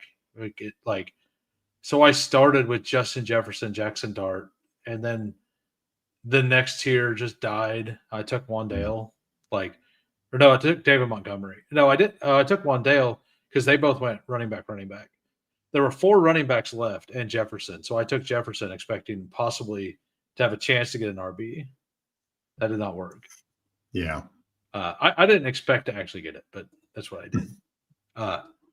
All right, so are we ready to move on? Mm-hmm. We have the Atlanta Falcons versus the New England Patriots. Tale of two halves, right? Yeah. I mean, I give the Falcons a lot of credit. I didn't think they had much chance coming into this game. They played great. Missed an extra point, the extra point miss. I was also hoping it would then push May to throw the ball more and get him more. It did not. Speaking of the dog bowl pick'em, Hulk, I went 3 for 6 on mine. One of them was a clear miss, but the other 2 had 100+ yards. So I had Jamar Chase and Alec Pierce, and I had Loveland and 2 others. So mine was a 148x. Wow. And Chase got tackled at the 1. Pierce, I don't think was ever really close, but he had 100 yards.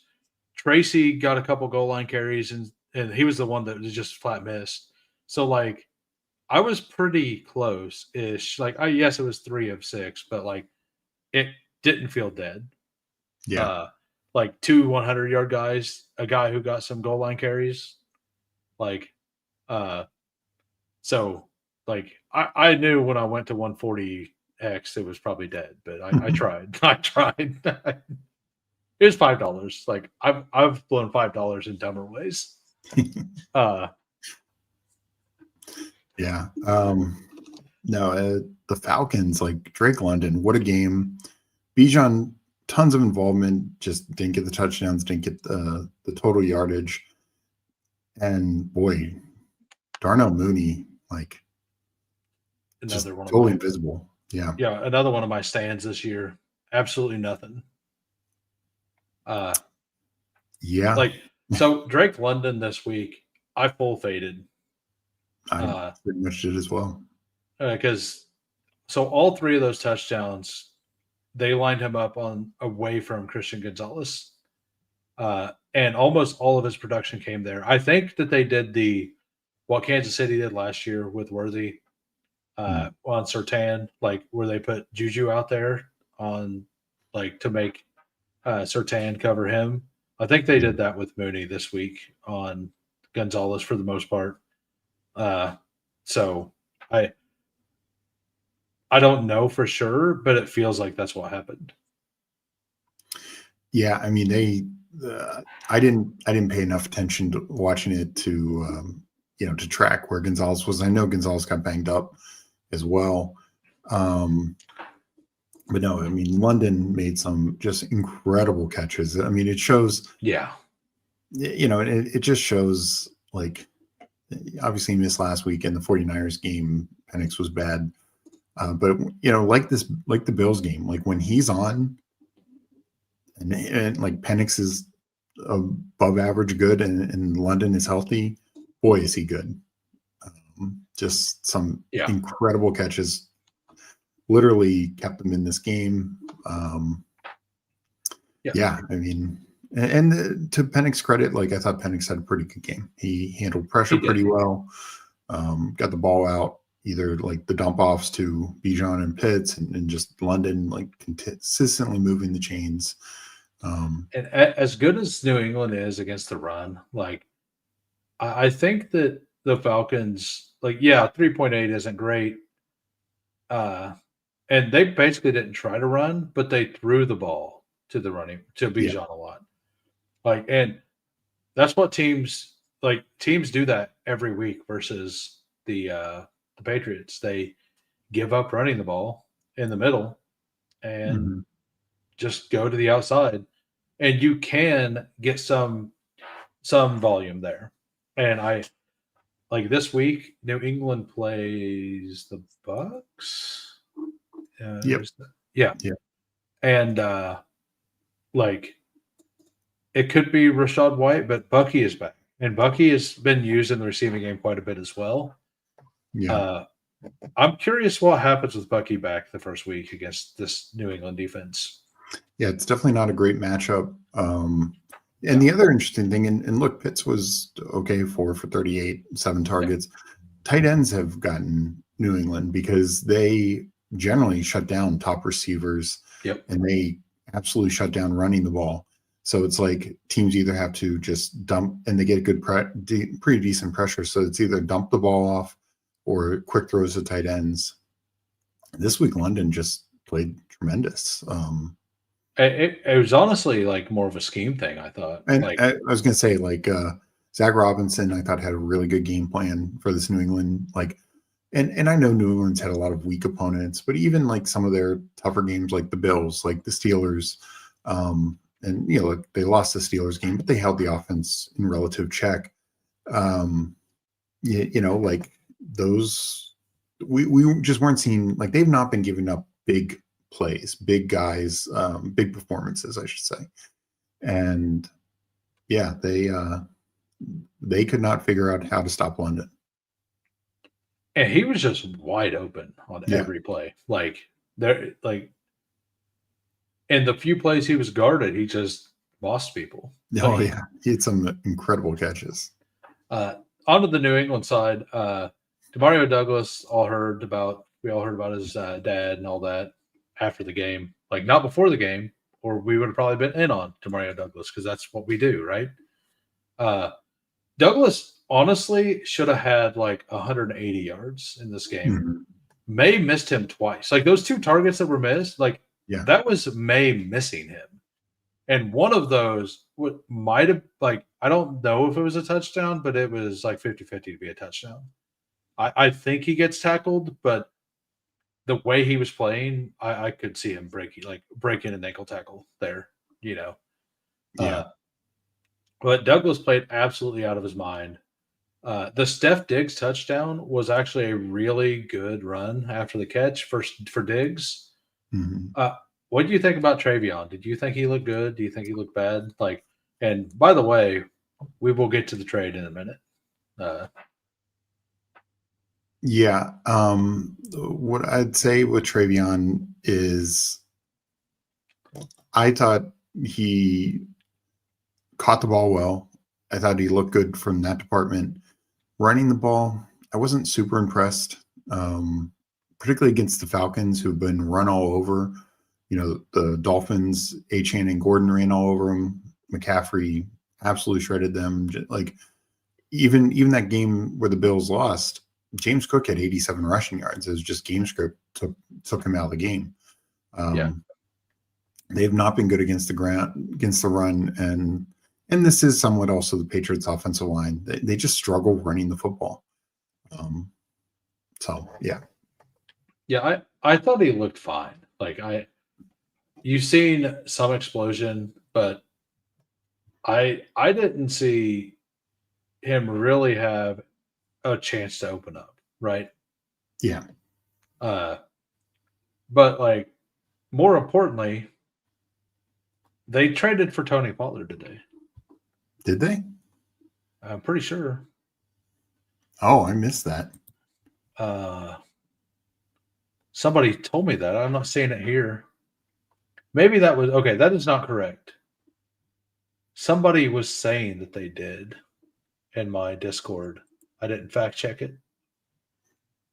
So never mind. That did not happen, according to Underdog. So never. Like I was worried about that. I was actually I was excited about that because I have a lot of Tony Pollard. Yeah, me too. But like that's not the team I wanted it to happen to. Yeah, probably not. Like I don't see it there. Let me look. I'll say I never saw anything on it, but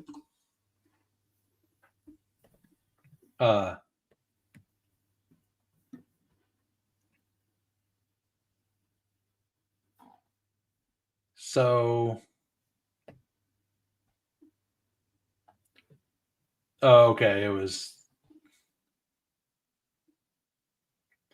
apparently it was like they have it. Okay. Got it. Gotcha. Okay. Yeah. Apparently, it was one of those that it was definitely in the works. They hadn't announced, they were going to announce it later, kind of thing. Mhm. So, and, we started the show without it being official. And I hadn't had time to look it up. Yeah. So, Yeah, I think the interesting thing from the Patriots side coming out of this game is Kayshon Boutte got hurt. yeah. There was the reports we need to get Kyle Williams more involved, but at the same time, you have Pop and Diggs still highly involved. Obviously not a huge game for Diggs, but like you said, that was a good run after the catch. He's making big plays every week. So I do wonder what that means. Does that mean like Matt Collins is going to see less work? Is the Boutte injury more significant? I haven't seen much follow-up on that, but I will be interested going forward because obviously I have plenty of Kyle Williams bags. He had a target, and that was one of the worst throws I've seen Drake May make all season. Yeah. I do wonder if Kyle Williams may have not supposed to have broke that route in. Like, because he kind of went in and there was 0 people on the outside where he threw the ball. So I'm assuming that Kyle Williams wasn't supposed to go into the middle of the defense when there was nobody on the outside.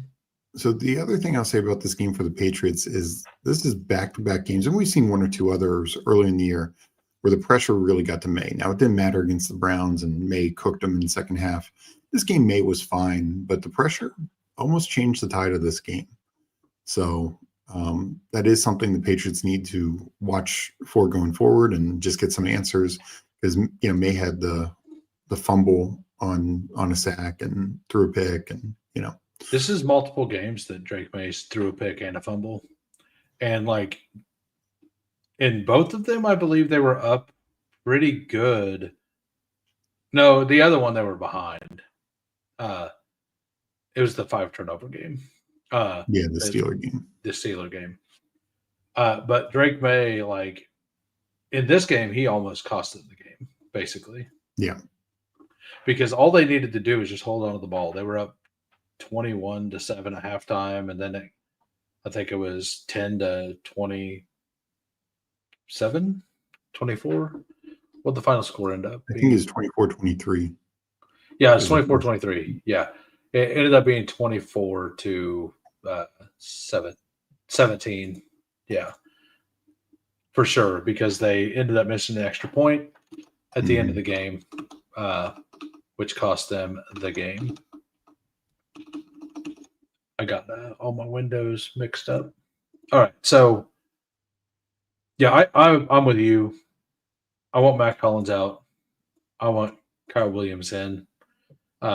Anybody who has a whole bunch of Steph Diggs or Demario Douglas, you could thank me for drafting Kayshon Boutte in the dog bowl to get him hurt last week. If you want to know who's going to get hurt this week, it's just. I guess you already told us. Just I've already told you. Justin Jefferson, it's going to be Dart. It'll be Dart because you got to complete the trifecta of horrific outcomes for Brian Dable. All Giants players get injured. Yeah, it's got to be. I don't know if they're playing at MetLife. Like maybe that's what happens. Like, not wishing this. Absolutely not wishing this. But I'm just here to break the news. And break ankles. Yeah, that's what my portfolio does. It breaks spirits. All right, we ready to move on to the Niners and the Giants? All right, we got this. Speaking of Dart. Yeah, speaking of potential horrific outcomes, we have San Francisco 49ers and the Giants. Like, this game was not close. No. I mean, when we talked about before, Mac Jones was so much bad quarterback play out there, and I know very few games have gone like that Rams game did, but boy, has he kept this 49ers team alive. He really has. There's plenty of backup quarterbacks, Jake Browning, who this team would have been totally dead. And but I mean, Christian McCaffrey, this guy coming off his worst game, just once again says, I am the best, and just takes this game over, And Giants have a bad defense and all that, but McCaffrey's just huge game all around and just carries the team. He honestly, I know he won't get it. And I don't think the 49ers are a major threat, but he deserves MVP votes because without him, this team is competing with the Jets and the Dolphins for a number 1 overall pick. I'm just wondering where we're going to get Ricky Pearsall. I hope this week. It's killing me. Yeah. I have a 9th place team in drafters still, but that team's dead too because it has Eckler and Scadaboo, so it doesn't matter. And Taylor hasn't had his bye, so there's that. But CMC he has been incredibly good. I did not expect him to be healthy, and I honestly didn't expect I don't think he would be doing this if Pearsall, Jennings were both healthy, and Kittle for the season, right? Like he would be doing well, but it wouldn't be this. It wouldn't be what it is. Like that I will stand by that. I'm not saying he was ever a bad pick. Even if he was getting 3 less fantasy points a game, he was an awesome pick, right? Yeah. I'm not saying that he was a bad, but he wouldn't have the season crushing numbers that he's having right now if everyone was healthy. No, I mean I agree with that, though. I do think if it's also if Purdy was there, then the offense is probably more efficient and putting up more points in general. Hulk here. I'm down bad. CMC's cap is healthier than mine right now. I don't know. I made a joke to my buddy that because we were watching and we'll get to the Commanders game and the Jaden Daniels injury, but I was saying that it's actually Deebo Samuel's fault for being connected to CMC that Jaden Daniels got hurt. The curse has left the Niners, and it's now going over to the Commanders by proxy. I don't know. Niners have been very cursed injury-wise. Well, they ran out of. They ran out of. It. That's what I'm saying. They've ran out of players now. Yeah. Now the curse is just reaching out. It's branching out to any player who's ever played with CMC and touching the players on their teams. So seriously. So you're welcome for that. I thought that was pretty funny, even if it's in bad taste. It's rough.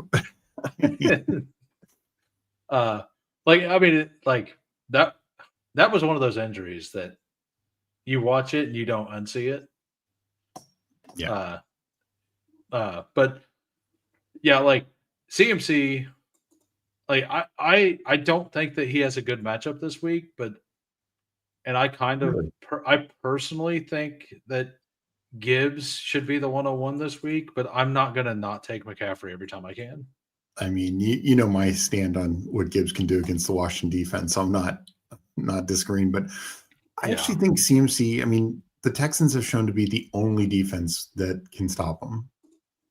And so I just don't know. And even if Pearsall's back, I think Purdy's more likely back than Pearsall. I just think that's better. I don't know. I'm not too worried about his matchup this week. But I actually fully can get behind Gibbs being the 101. Yeah, I mean, I just say Gibbs at 102, and I'll lose JSN. I think by the end of the week we will have Gibbs at 102. And the tough thing for me with JSN is not just Gibbs, but you can make. I mean, Cook already had a big game in this matchup earlier, and it's top receiver versus top running back. The running backs are going to win 8 times out of 10, especially when you have 2 of them. You know. Well, in this specific slate too, where is the depth at running back? It's not there. It's not. There's way more late receivers. And speaking of, just as a segue to the Giants, I can see a Darius Slayton or a Wan'Dale Robinson this week having a 20-point game. Yeah. I can't find a late running back that I feel good about doing that. Yeah, that's my exact point, and why I want Gibbs 102. I mean, for sure. But yeah, And Wandale, like, so Darius Slayton, by the way, he had 5 for 62. Almost all of that came in complete garbage time. That doesn't, like, garbage time point counts. But Yeah. when the game was like, when they were actually really trying to get in the game and San Francisco was actually playing defense, they shut Slayton down. And it was all Wandale. And not that Wandale done a lot with it. Yeah. But like, and like I said, the garbage time absolutely counts.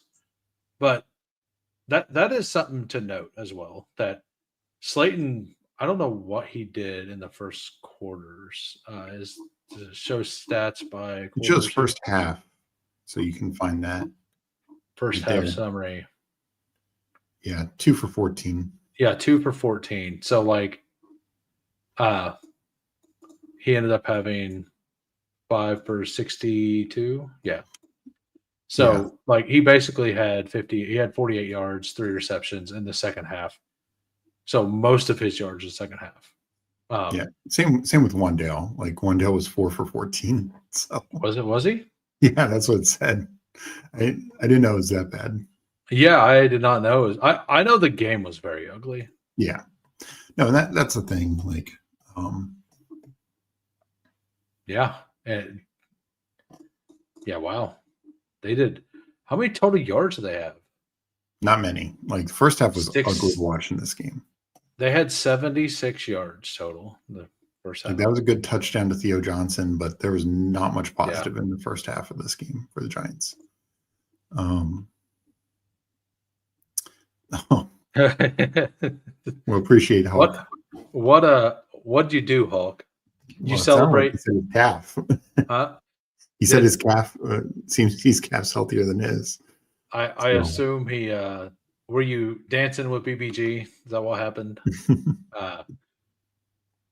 So, yeah, I knew that Slayton didn't do much. I hadn't realized that Wandale also did nothing in the first half. So that is pretty neat to notice. Like, which is wild because the Niners defense wasn't healthy. No. Like, they're not healthy. So, but Jackson Dart absolutely got there. Like, that run was so smooth. Like, he's fun. He is so fun to watch. And it's so sad because if you had Neighbors and Scattaboo, boy, would this be a fun offense. Like I think they'd still lose a lot of games still, but it would be a lot of fun. It'd be a lot of fun to watch them lose. Yeah, this would have been what was it, 34-28 type game. You know. Yeah. All right, so that's kind of all I have. Oh, and Devin Singletary mixed in a lot, by the way. Yeah. He basically did he out snap Tracy? It was close. He did. Yes, by a lot. Singletary had 32 snaps. Tracy had 25 snaps. So, like, I kind of joked about this going into the week. It did happen. I thought it would be more like the other way around. I thought it'd be 60-40 with Singletary. That's really, really bad news for Tyrone Tracy owners. Oh, it is. Like he just didn't look good. Like you said, he got some carries, and outside the 1 11-yard run, he did nothing. And even catching the ball, like it's nothing special. Like it's just not. I'm sure he might have a usable week here or there, but I just wouldn't expect much from him. I 100% agree. All right. On to the game that surprised me the most, the Indianapolis Colts and the Pittsburgh Steelers. I did not at all expect the Steelers to come out here and like just dominate. Like they absolutely dominated this game after the first drive. Yeah. The Colts took the opening drive down the field, looked like the Colts were supposed to look. Didn't have a whole lot of rushing success, but like Daniel Jones, like kind of moved him down the field pretty well. Mm-hmm. Like, and you look at this, like 342 passing yards. Like this is what we expected. 115 yards, 115 yards, 57 yards. Tyler Warren, I expected a huge game from. Yeah. But like 342 yards passing.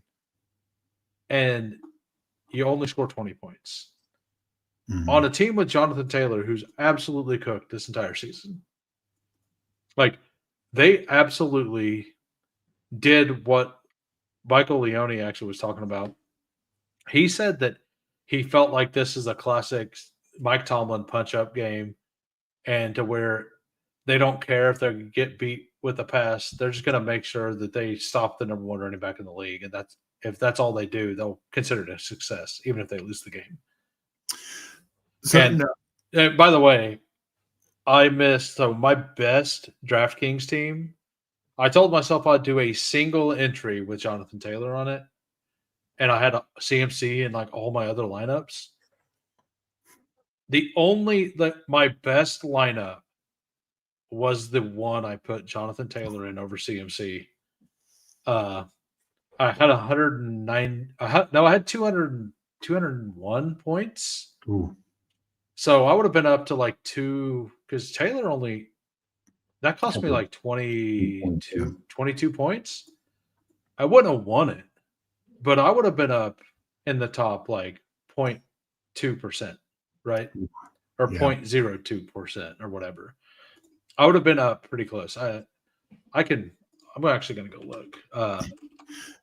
While you do that, let me just my breakdown of it. Like, I'm not necessarily surprised that the Steelers won, because I do think they're better than, some people give him credit for. Aaron Rodgers has played, he's won a shootout versus the Jets. He almost won a shootout against the Bengals. He beaten the Patriots. But that was also, and that's what this game was also. The defense came through, got the big turnovers, limited Taylor. But yeah, I thought it's Steelers win. It's a shootout. Just with how bad the Colts secondary had been.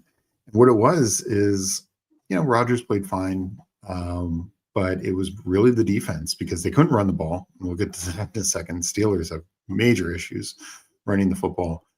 But what they did is exactly what you said, and nobody else. I mean, look, every team has tried it to stop Jonathan Taylor, and nobody else has come close to doing it. And Steelers just said, we are going to not let him win, and then we're going to get a lot of pressure on Daniel Jones. I mean, they made Daniel Jones look like he was wearing a Giants jersey. That's what it looked like. He looked very shaky.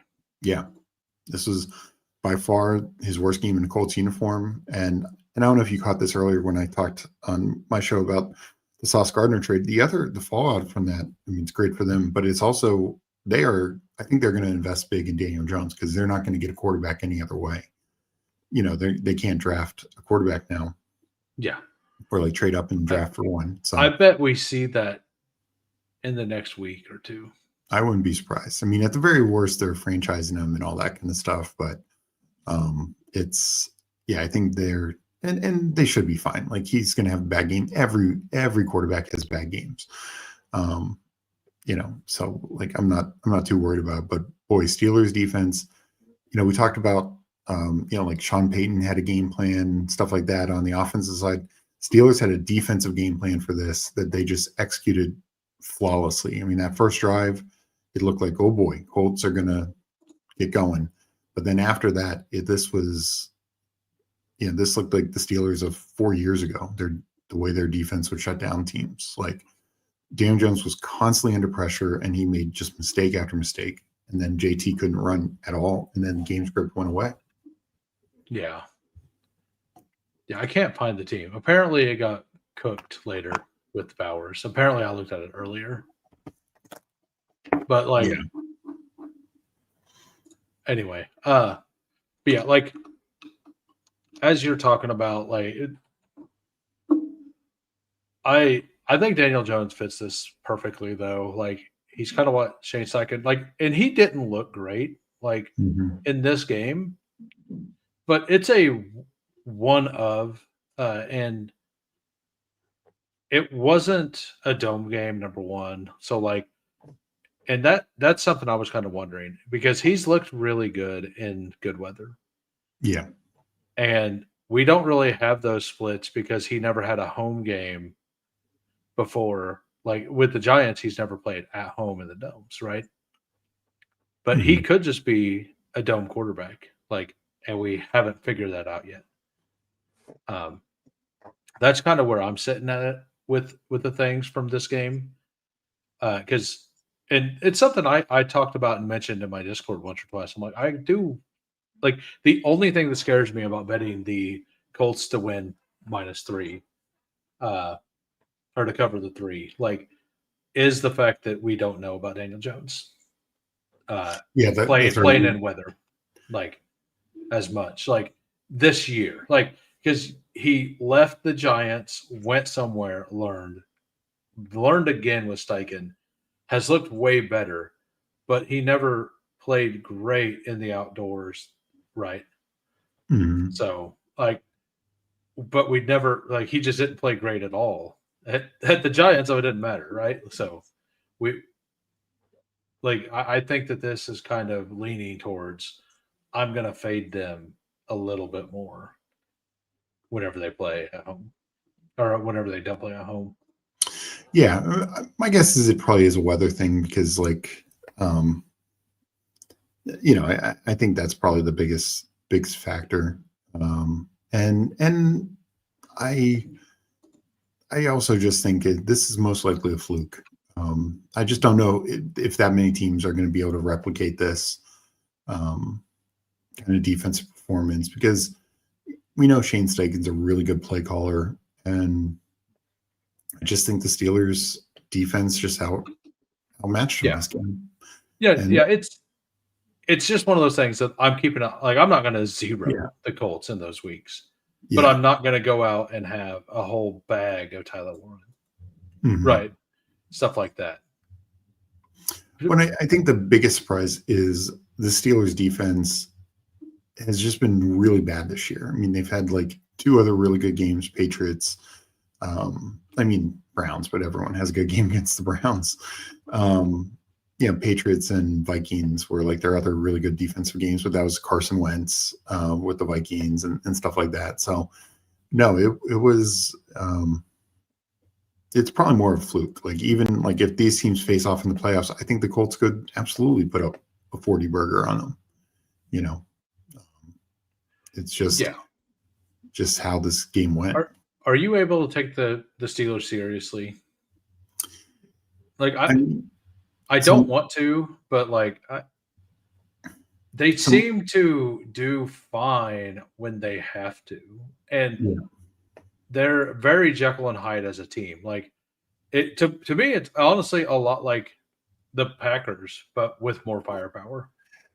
Like, and I that's think weird because it's Calvin Austin versus I Christian think Watson. I think the issue that I have with the Steelers is offensively they don't put away teams. Like look, they through three quarters, they outplayed the Packers. Now, a big part of their issue is they were settling for field goals.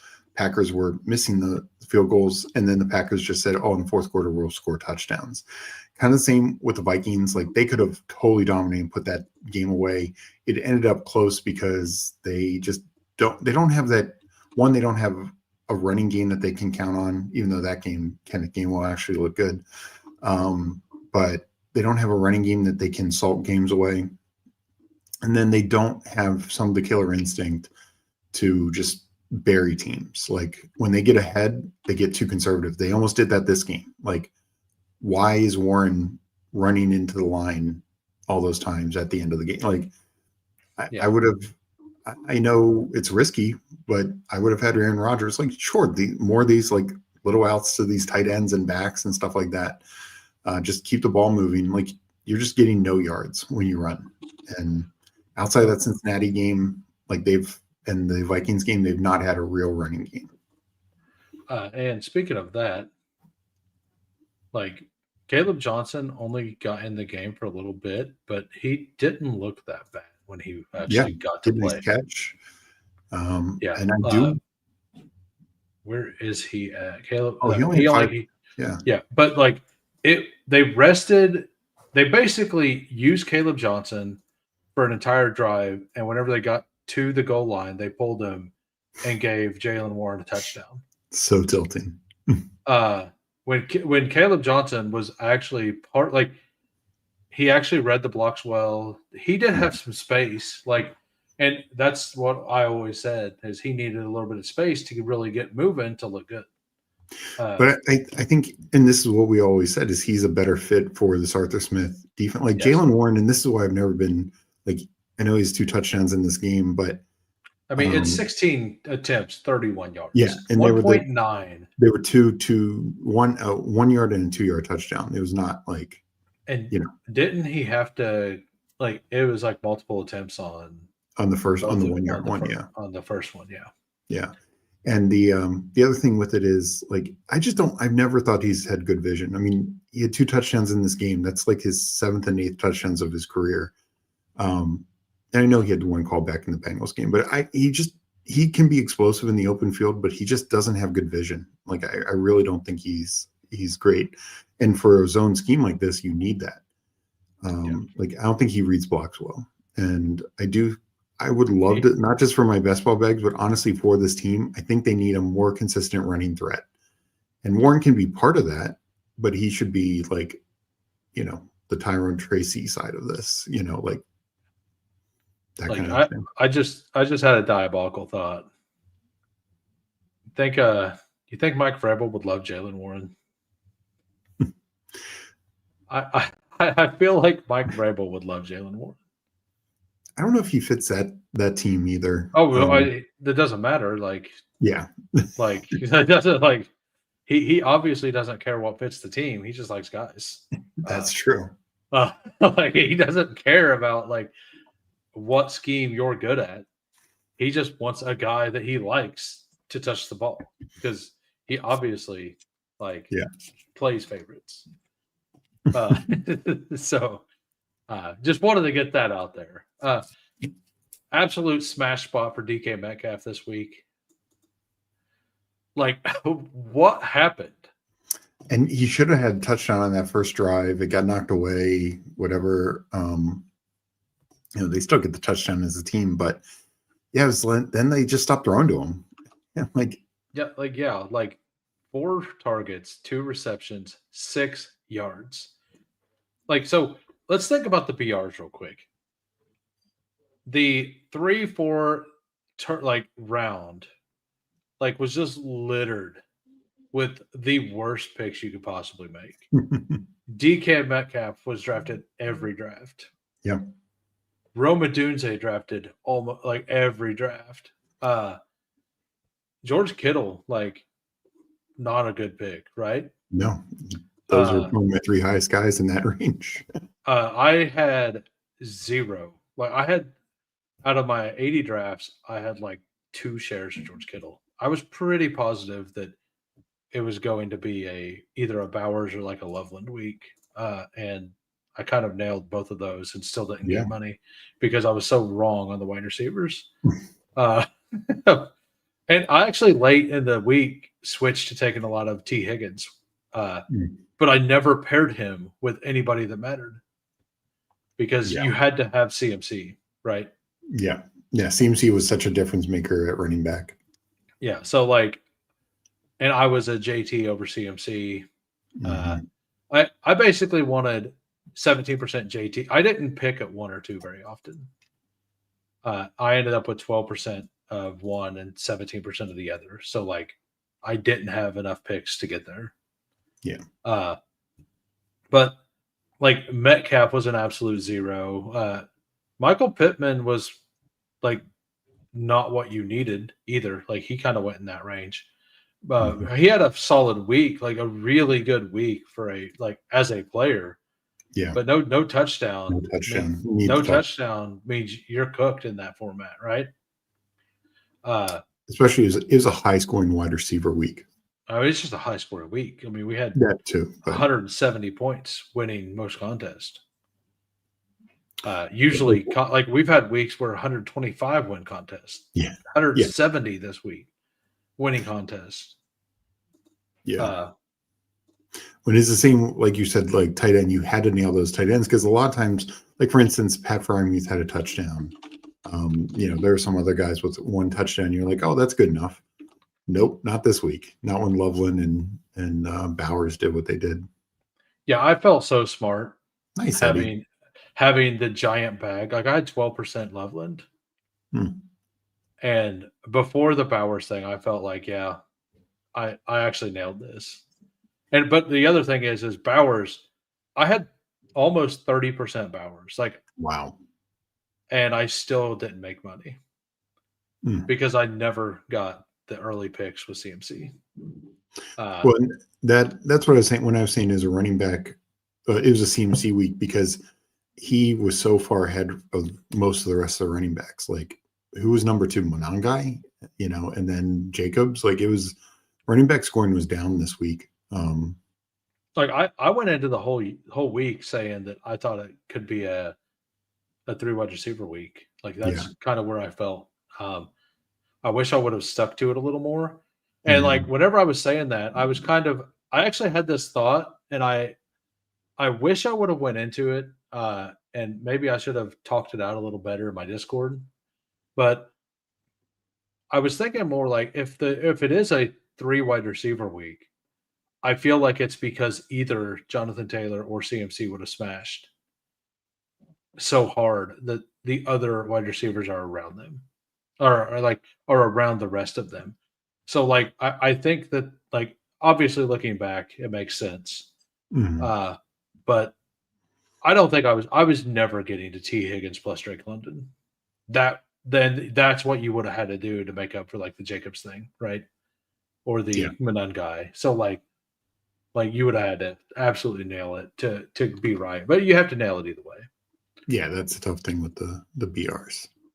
Yeah. All right. We ready to move on to the Chargers and the Titans and talk about the other failure in that location in Ladd McConkey? Oh man. Because he was also going right in that range, right? Yep. Yeah. And I mean, he had a good game as a player. Like, he looked fine. But this game could not have went much more different than I expected. Like, speaking of failures, was Kamani Vidal. I mean, this seemed to be set up for the biggest Kamani Vidal week. He was my highest exposure running back, and it wasn't close. Like, I had 30%. So like my biggest problem is, like, I was pulling him up over the other players in that range. Like, as we were talking about the failures in that range, I forgot he was there because I've tried to forget he existed. But like this week kind of proved that they need Hampton. It needs to be Hampton. Oh yeah. Like you kind of alluded to that earlier, and no, that's correct. Like, Hampton would have smashed even harder the last 2 weeks. Oh my goodness, yeah. And because there were some plays you could see, and we talked about it. It's like, if that was Hampton, he would have ran over that guy and at minimum got an extra 5 yards. Probably broke it. Because that's what Hampton does. And in this game, they just needed somebody with a little more power to push through the defensive line. Shout out to the Titans defensive line. Without Jeffrey Simmons in this game, they actually played really well. Yeah. The interesting thing was Patterson actually ran much better than Vidal. But I did have some hesitation because, if you watching the Vikings game, Thursday night game before, in the first half, Vidal was awful. He had like 30 yards, but then he dominated the second half, and you're thinking, okay, much easier matchup, he'll be fine. But he looked bad, and they 100% need Hampton. Of course, losing Joe Alt didn't help. We'll see if Trevor Penning can do anything for the Chargers. Herbert had the pick 6. Took a lot of sacks, but really had some nice throws, keep scrambling. Like, he had the touchdown run. Like you talked about earlier, Herbert is he's good. He's really fun. He's good. Yeah. You just hate to see he's under so much pressure, particularly against the Titans, who are not known for their defensive prowess. This game, they probably should have blown him out. And I do worry about the Chargers a bit long term with no Joe Alt. And they said Hampton, won't be back until after the bye, so it's a couple more weeks. But I don't know if I'm advancing any teams with Hampton on it anymore, except for my one rookie and sophomore, which is super dead because my 3 running backs were Bucky. So it's Bucky, Hampton, and Scadaboo. Injury. Like, I mean, the injuries this nailed. year. I nailed it. Like, to be honest, like I nailed it. Like, Do you also have Travis Hunter and? I have Travis Hunter. Yeah. Oh God, Like, I'm still in first by 70 points. man, the So rookie and sophomore injuries and at every position. I've almost got 700 points. Wow. It's like 690 points with a 0 from Rome this last week. So like I'm probably gonna advance it, but like it's gonna be dead. It has yeah. Back. Yeah, I mean we'll see, but like this is not a Bucky week, in my opinion. But I'm saying, like, if you can still advance to the playoffs, then you can get a good run. Yeah. Yep. Yeah. Yeah. Missing both of their tackles is brutal. They did trade for a tackle. This trade was actually confirmed before. Trevor Penning. Yeah. No, and which is a good replacement. Mm-hmm. Like if you got to have somebody, it is there. But yeah, like every week I pretty much bet the Justin Herbert over on rushing yards, and I didn't this week because I figured they would be dominating the game the whole time. And if they're well ahead in the games, he usually doesn't. But because Tennessee came out and got a pick 6 to start the game, and then stopped the Chargers, and then returned a touchdown. Mm-hmm. The Chargers were never really in a comfortable lead. Like they got into a lead, but it was never like a 10-point lead to where they could not really just go for it. And if I would have thought there was any chance the Titans would be like reasonably in this game, I would have smacked, because his rushing prop was 13.5 yards. That's the lowest it's been. Crazy. That is by far the lowest it's been. I've been betting it at 20 and scaling it up to 25 to 30 and hitting it like 3 out of 4 weeks. Yeah, Vegas thought the same thing. Like you wouldn't need to run, but he did. Yeah. So like once again, he leads the team in rushing. I had 0 Gadsden. I'm glad he didn't get it. Like it wouldn't have mattered, but like he's just their number 1 receiver now. He's so good. Yeah. But this is the thing. I mean, McConkey didn't like totally get there, but he had a nice catch at QJ with the touchdown.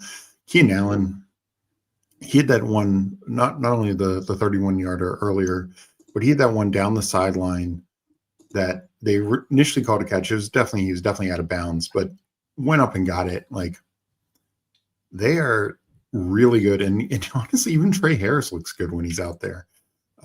They are deep with passing weapons. They are. Like if Penning works out for them, they're like, man, if their offensive line was healthy, this would be the best team in the league. Offensively, at least. Offensively, yeah. Because their defense has had a lot of injuries also. So yeah.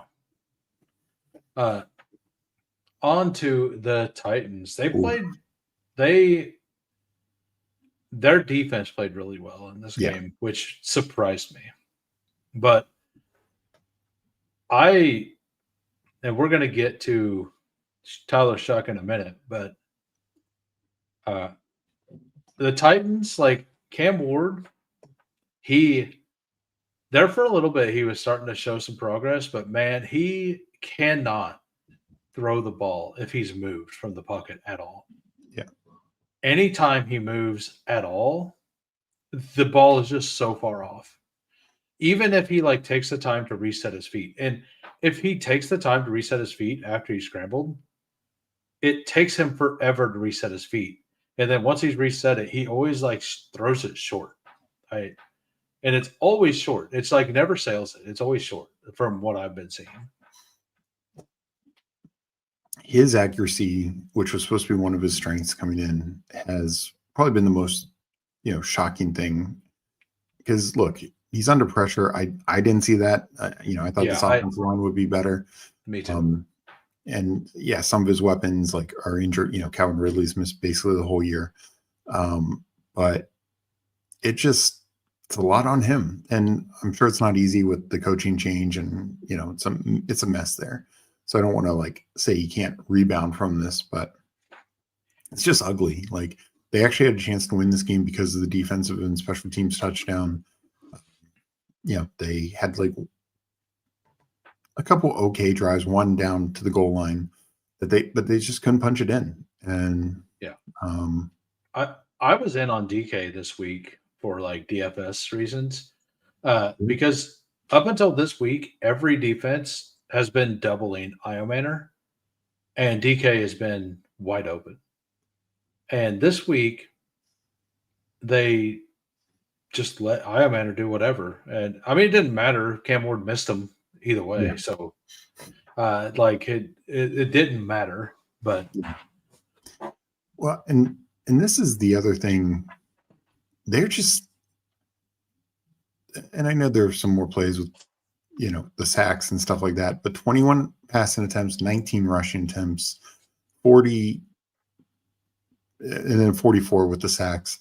But you're just not, and I know 2 drives are essentially, gone with the returns, but you're just not getting a lot of yards per attempt, yards per rush, though actually Pollard looked okay this game. They're just not doing, I mean, they truly do not look like an NFL team. Like, yeah, no, they don't. It was interesting, Iomanner, because like you said, the last couple of weeks they've been like scheming up DK, trying to get him more involved. In this game, like Iomanner, they tried to get him more targets. My general thought is going forward, they're probably just gonna, see what defense they feel they have a better matchup and focus on that guy and see what they have with these young guys. But it's just tough sledding with how bad this offense is top to bottom. Yeah, it's not great. Not great over there. Speaking of Tyler Shuck, I assume you're ready to move on. Yep. There's not a whole lot we could say about that. We got the New Orleans Saints going to the Rams, getting absolutely just decimated. Yeah. And I think we all seen it coming. Nobody was surprised. So there is definitely so to be honest though, I thought Tyler Shuck actually looked fine. I agree.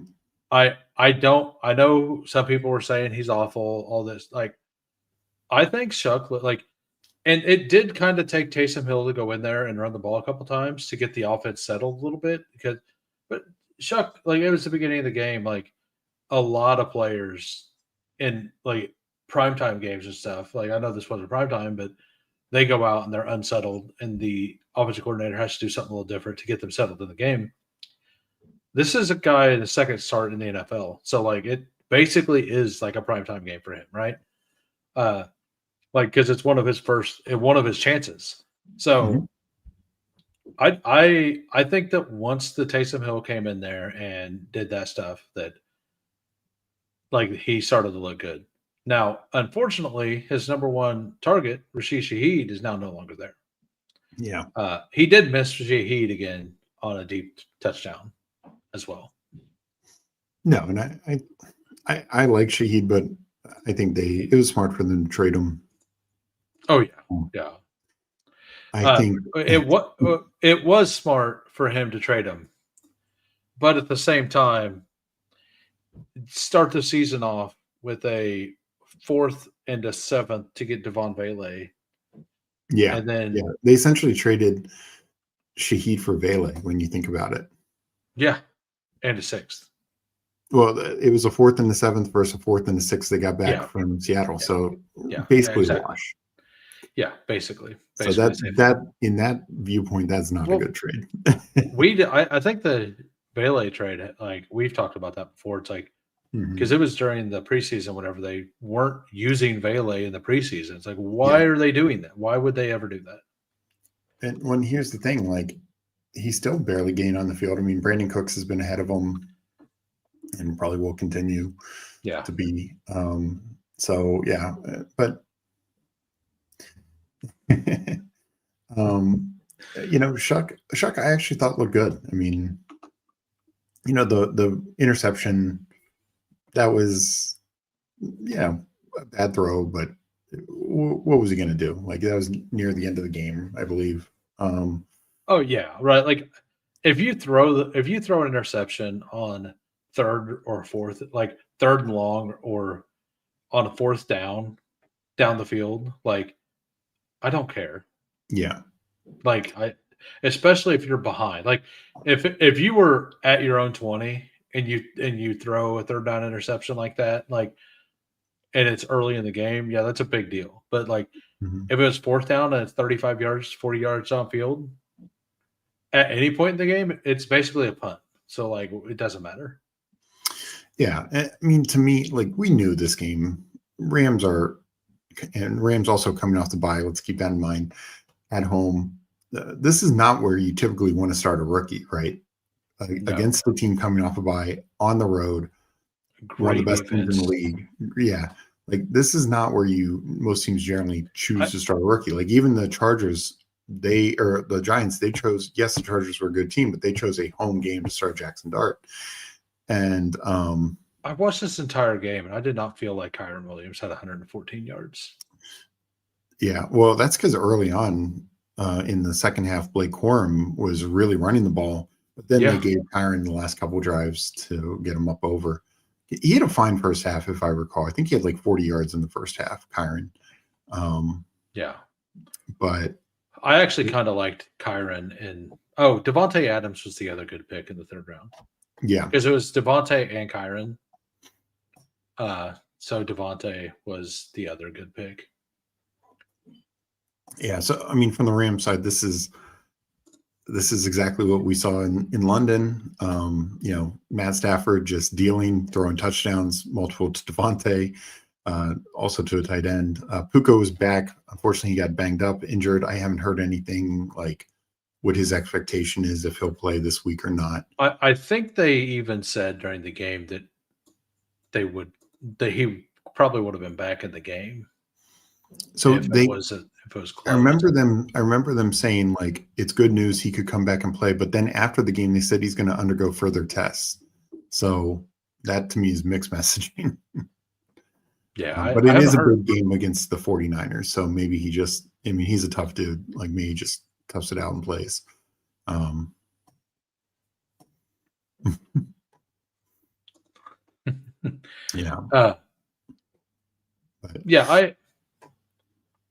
This Rams offense is really good. They are really fun. They're starting to get all three tight ends mixed in every week. Yeah. And if you have not just Puka, and that's interesting because I've always liked Tyler Higbee and I liked Ferguson as a prospect. Did not expect Dennis Allen to become a part of the offense. Is it Davis? Yeah. Okay. But I didn't expect him to become like a real part of the offense. Like Jordan Whittington gone, Tutu, I think he was hurt. Yeah, Tutu, he went on IR, short-term IR. Yeah. Xavier Smith, nothing. Like, so they're using what they have, and it's the tight ends. But I honestly think that's the best version of the offense is if they just use these two and then use the three tight ends. Well, the other thing with the multi-tight end, because it allows them to always be in two tight end sets and sometimes three tight end, and that's opening stuff up. Both Kyron and Corum were just having really good games. And, this team, I think they function well with that because it also, the tight ends allow, they can take a chip to chip the defender, the edge guy to help buy Stafford time. Like, I think it just works for what their personnel is right now and what they can do. So buy Stafford that extra split second of time, I feel like sometimes. Also tight ends to block for some of these screen passes. They didn't throw to the backs in this game, but we've seen that before where they've thrown to Kyron and gotten some big chunk gains after that on that. And their wide receiver screens. So yeah, I think Sean McVay, just fantastic coach.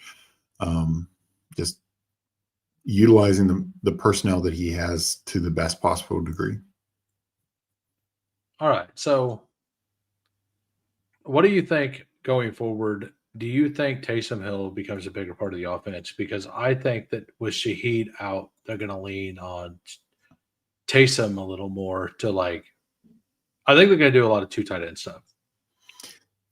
Maybe it's just here's the thing. Like Taysom Hill, it was like it wasn't him. Like I know he's listed as a tight end, but he's not like lining up as a tight end, and he's either lining up in the backfield or lining up in the quarterback spot. And I could see them using a few more of these types of plays, but it's like he's a decent receiver. Like I just think that they will get him on the field more because as like now that Shaheed's gone, he's probably one of their better pass catchers. And they don't really have rookies or young talent to try to develop other than Shuck. So the only way to like try to get Shuck involved and to see what you have in him is to throw to the people who can catch the ball. And I think Taysom Hill is one of those guys. So that's why I wonder if Taysom Hill is going to get more. And I was wondering. It'll be interesting, I guess, because don't get me wrong, he had that big 29-yard run, but his other runs did nothing.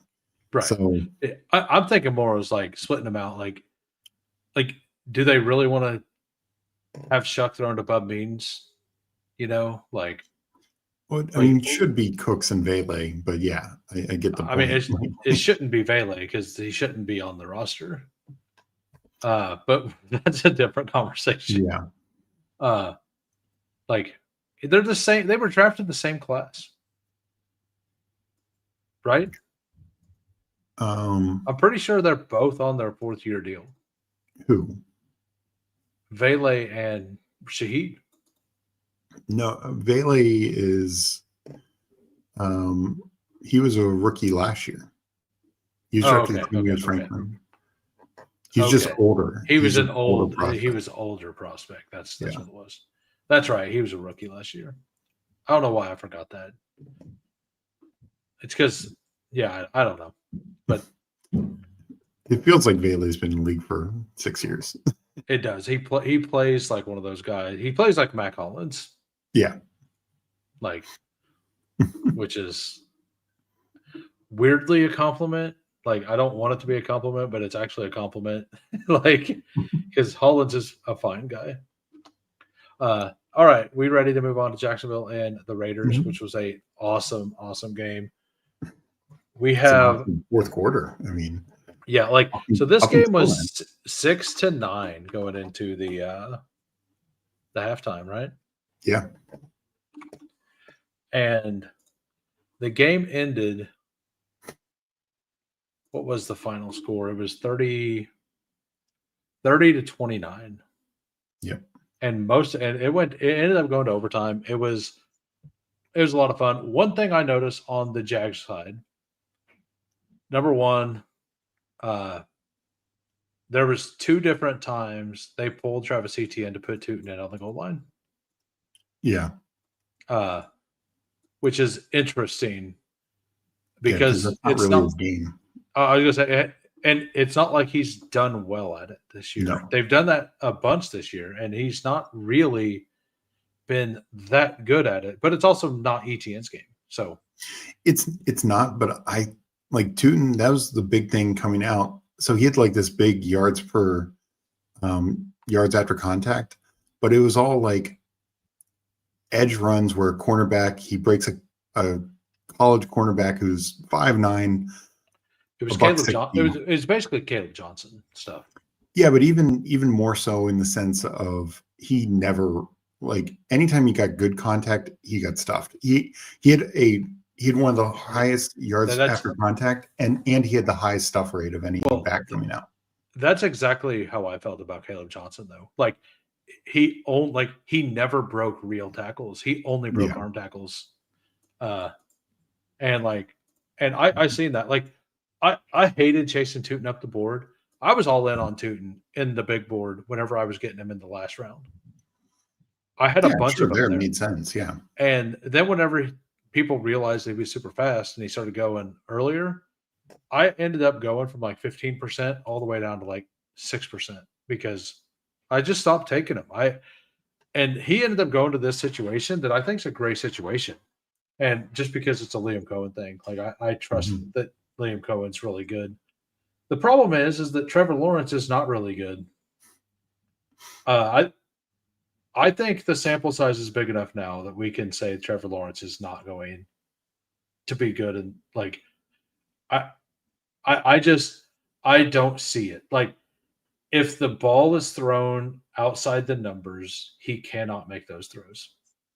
This is multiple years in a row of this being pretty much as true. Yeah, I mean, no, he still And continues to struggle. I'm not going to push back on the that he's like showing major growth this year or anything of that nature. I you know it's I that's great. that's a good comment. Yeah. No, the Trevor Lawrence stuff. My hope was usually we see these, and Geno Smith being one of those guys. We see guys, Sam Darnold, Baker Mayfield, Daniel Jones. Usually takes a team change for them to find their second life. I And was saying, the yeah, I hope was was saying, Trevor Lawrence would just with Liam Cohen. right, because it's kind of the same thing. Yeah. I was saying today in my Discord that I like Shad Khan's an awesome guy who just wants to win, right? Do we think there's even a small chance that they do the Russell Wilson thing and just cut Trevor Lawrence and move on to somebody? Because I think there's enough proof that the Liam Cohen stuff is going to work. Yeah, I guess the tough thing there is I haven't looked at the contract to see how dead. It would make him dead for next year for sure. But yeah. but do you want to keep him for until his contract's out? Yeah. No, I mean, are you more dead? I think you're more dead if you keep him for this whole contract. Let me go to our lads or not yeah, our lads, but over the cap. yeah. I know it's pretty bad, which one would expect, given that he just kind of signed it. But the difference with the Russell Wilson thing is, It was we're all talking paid up Sean. front. Yeah. Well, we're talking Sean Payton versus, Sean Payton has a lot of Super Bowl winning resume, stuff like that. Like, he can convince ownership, like, okay, yeah, we need to move on. Can Liam Cohen do the same? I think that's a tougher call. And Denver was really bad. So they had a top 13 pick. Like, Sean Payton could say, hey, we're going to draft one of these quarterbacks from this historic quarterback class. Yeah. So they're literally signed up for him until 2031. So if they would yes, that's an insane amount of money to just give somebody. But the Browns would have been better 2 years ago if they just cut Deshaun Watson. That's just an absolute fact. There's no way you could argue that isn't correct. And, and Lawrence isn't he's not that bad. But do you see him being what they need? Not particularly, but I guess this is my point is if you're not able to draft the replacement, which the Jaguars, especially winning this game, even if they don't make the playoffs, they're going to be 8 and 9. You know what I mean? They're going to be in the middle of the draft. I just wonder. I just don't know. Maybe after next year, I could see it. It's just you're not going to find a quarterback elsewhere. And, the only way it would happen is kind of if what Seattle did. Okay, a Sam Darnold becomes available. We'll trade Lawrence, eat extra money. But I just, those are so rare situations, and feels like a Jets move. Trade a couple of those first to get Trevor Lawrence. Yeah, I mean, I'd never say never, but it's I'm just curious. I don't think it'll happen, but it's one of those things that as much as it would suck for the owner to eat all that money, like if they care about winning, Well, it's not even so much the owner, but it kills your cap. Like even it, Denver has had to do a lot of cap gymnastics, which then just can bear you for a while. And it's, because then they're going to have to start deciding like, and Denver almost didn't re-sign Cortland Sutton in part because their cap has been broken by the Russ thing. I don't know that it is that like how it would affect the cap like 3 years from now, but I thought that all the money that's due becomes due the next year on the cap or whatever, and then after that you don't have anything. So that's generally how it is. There's so like yeah. So like I didn't realize that they were still doing things in Denver. Well, what it was is Denver. Anyone they signed last year, they had to backload all the money. Oh, like when they signed Ben Powers, it's for like 1 million last year and a bunch this year. Yeah. So it was just a thought I had. And like I said, I don't think it'll happen, but it's something that's interesting. And like, if a player became available that they really liked, like Liam Cohen, like I don't know, or I could definitely see them drafting a guy in the first round if like the number 2 quarterback falls down to them and they had some interest in him. I could see them drafting him, possibly. Like I don't know. We'll talk. Like I'm sure we'll talk about it in the offseason. Yeah. So after the game, by the way, or today, these two teams did have a trade. It was Jacoby Myers went from the Raiders to the Jaguars. Brian Thomas, I believe, is supposed to be out a couple weeks. I've not seen an update on that. I don't know if you haven't. I know both Brian Thomas and De'Ami Brown got banged up in this game, but I didn't see the update.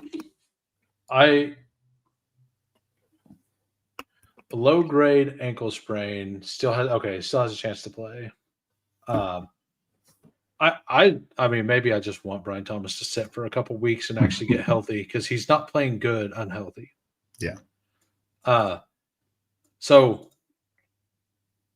we have Jacoby Myers leaving is actually really interesting for the Raiders side.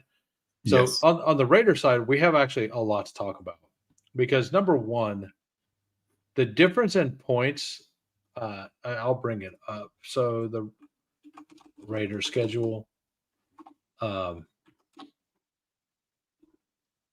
So the weeks that Bowers has played, they've actually been a reasonable offense. And the weeks that we're in that was last year. Is that last year? Why is last year there? All right, so this is this week. And then they didn't play this week, or this week. And then he played in the rest of them, 24, a bad game against the Chargers. I think that's the game he got hurt. That was the game he came back. Like he got hurt and then came back into the game. He got hurt in the Patriots. He had a 100-yard game in the Patriots game, got hurt in the fourth quarter. He came back, fight through for a Chargers game, but he was a shell of himself. And same in the Commanders game. He didn't look like himself. Yeah, but I mean, even with him on the field, there were 20 points, 24 points. Yeah. And he played in this game as well because he fought through it for way longer than he should have. Yes. Yeah. He showed. And then he set 3 games, 6 points, 10 points, 0 points. They look like the worst team in the league. It might have been the worst team in the league. Sits a game, comes back, 29 points. Like this offense runs through him. And I don't know that in getting rid of Myers, like he attacks the same spaces that Myers did. But not only that, like Michael Mayer had 7 targets. Yeah. So if they're going to also use Michael Mayer plus Bowers plus Myers doesn't have a spot anymore, which is one reason why, although Jack Best should get on the field a little more, I don't think it's that good for Jack Best, honestly. I think they're going to target more to Mayer. Do you want to go to the snap share real quick? Because I did find this interesting. With Bowers back, like they were 2 tight end the entire game. Look at that. Yeah. Look at those numbers. Yep. And Trey Tucker. definitely. I noticed that playing the like. I would have guessed it was 70%. They only had 3 wide receivers on offensive snaps, and the third one was Tyler Lockett. I mean, Yeah. no Thornton, no Besh, you know. And if one of the rookie wide receivers is the one that is going to be, it's probably going to be Thornton because he plays a different style than Mayer and Bowers, who seem to be the number 1 and 2 targets on their team. Yeah. So Though I do wonder if because of their offensive line issues, I agree it fully runs through Brock Bowers, but I think they are going to have this 2 tight end set. I can't remember who said that comment, but yeah, I think they're going to be in 12 personnel essentially the entire game. And like this, I could see Besh being out there because Besh is a better blocker, not just for Genty, but for like wide receiver screens or tight end screens. You know, like who do you want out there blocking for Bowers, Thornton or Besh? Probably Besh. So I could see that. Well, every now and then it filter to a usable week, maybe. Honestly, I think Tyler Lockett could continue to see a snap share. Obviously, he's a history with Pete Carroll and Geno.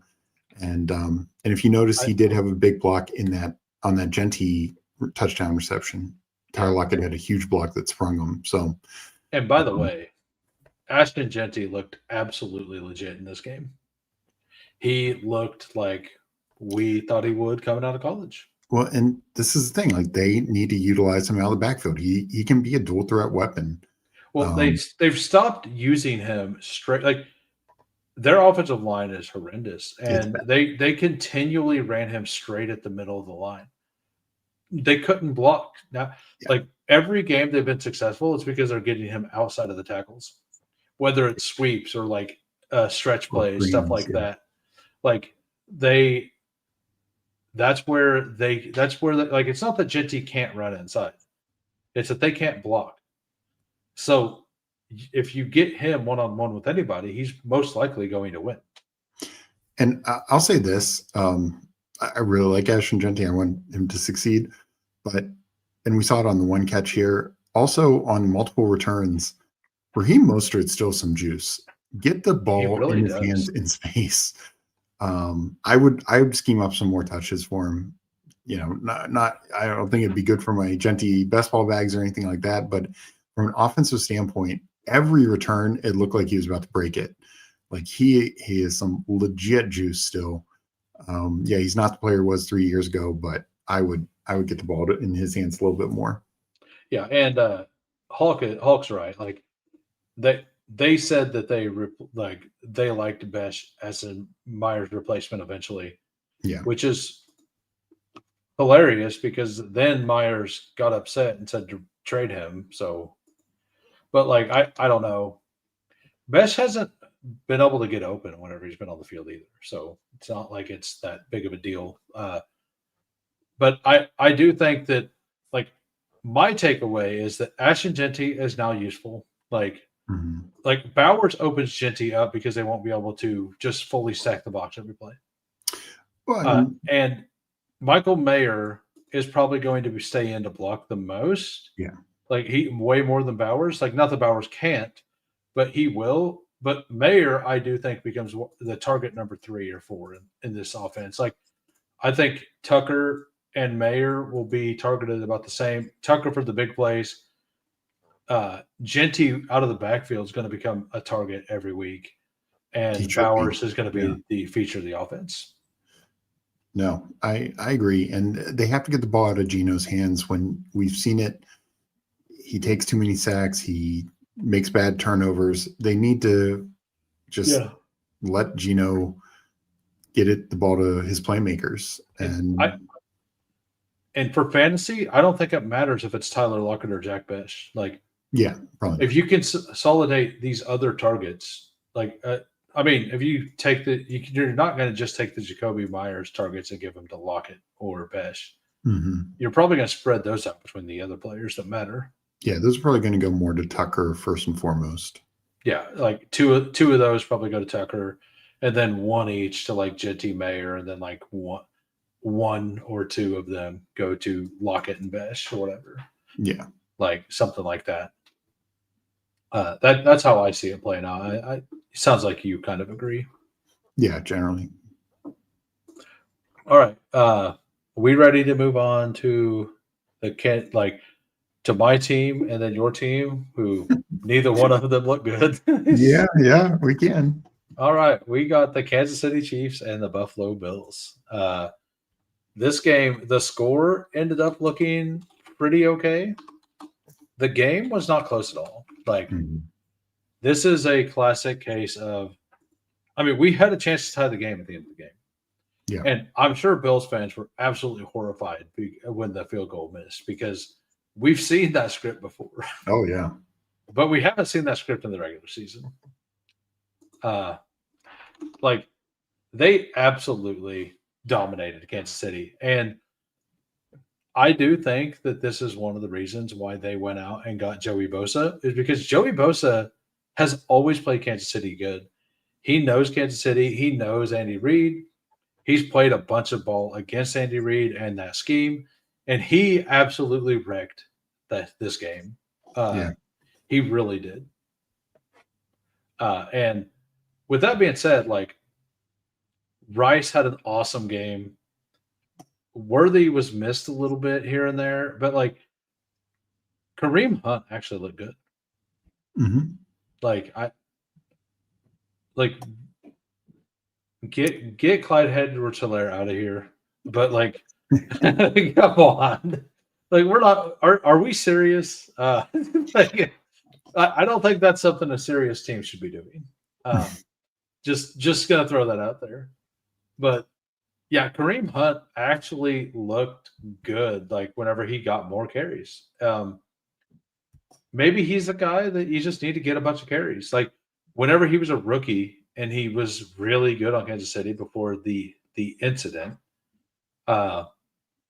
he was a volume guy, and he played with a lot of volume, and he wore teams down, and he probably could still do that. I don't want that to be the thing. Like, that's not Yeah. what Kansas City is. We're going to pass the ball. We have Patrick Mahomes.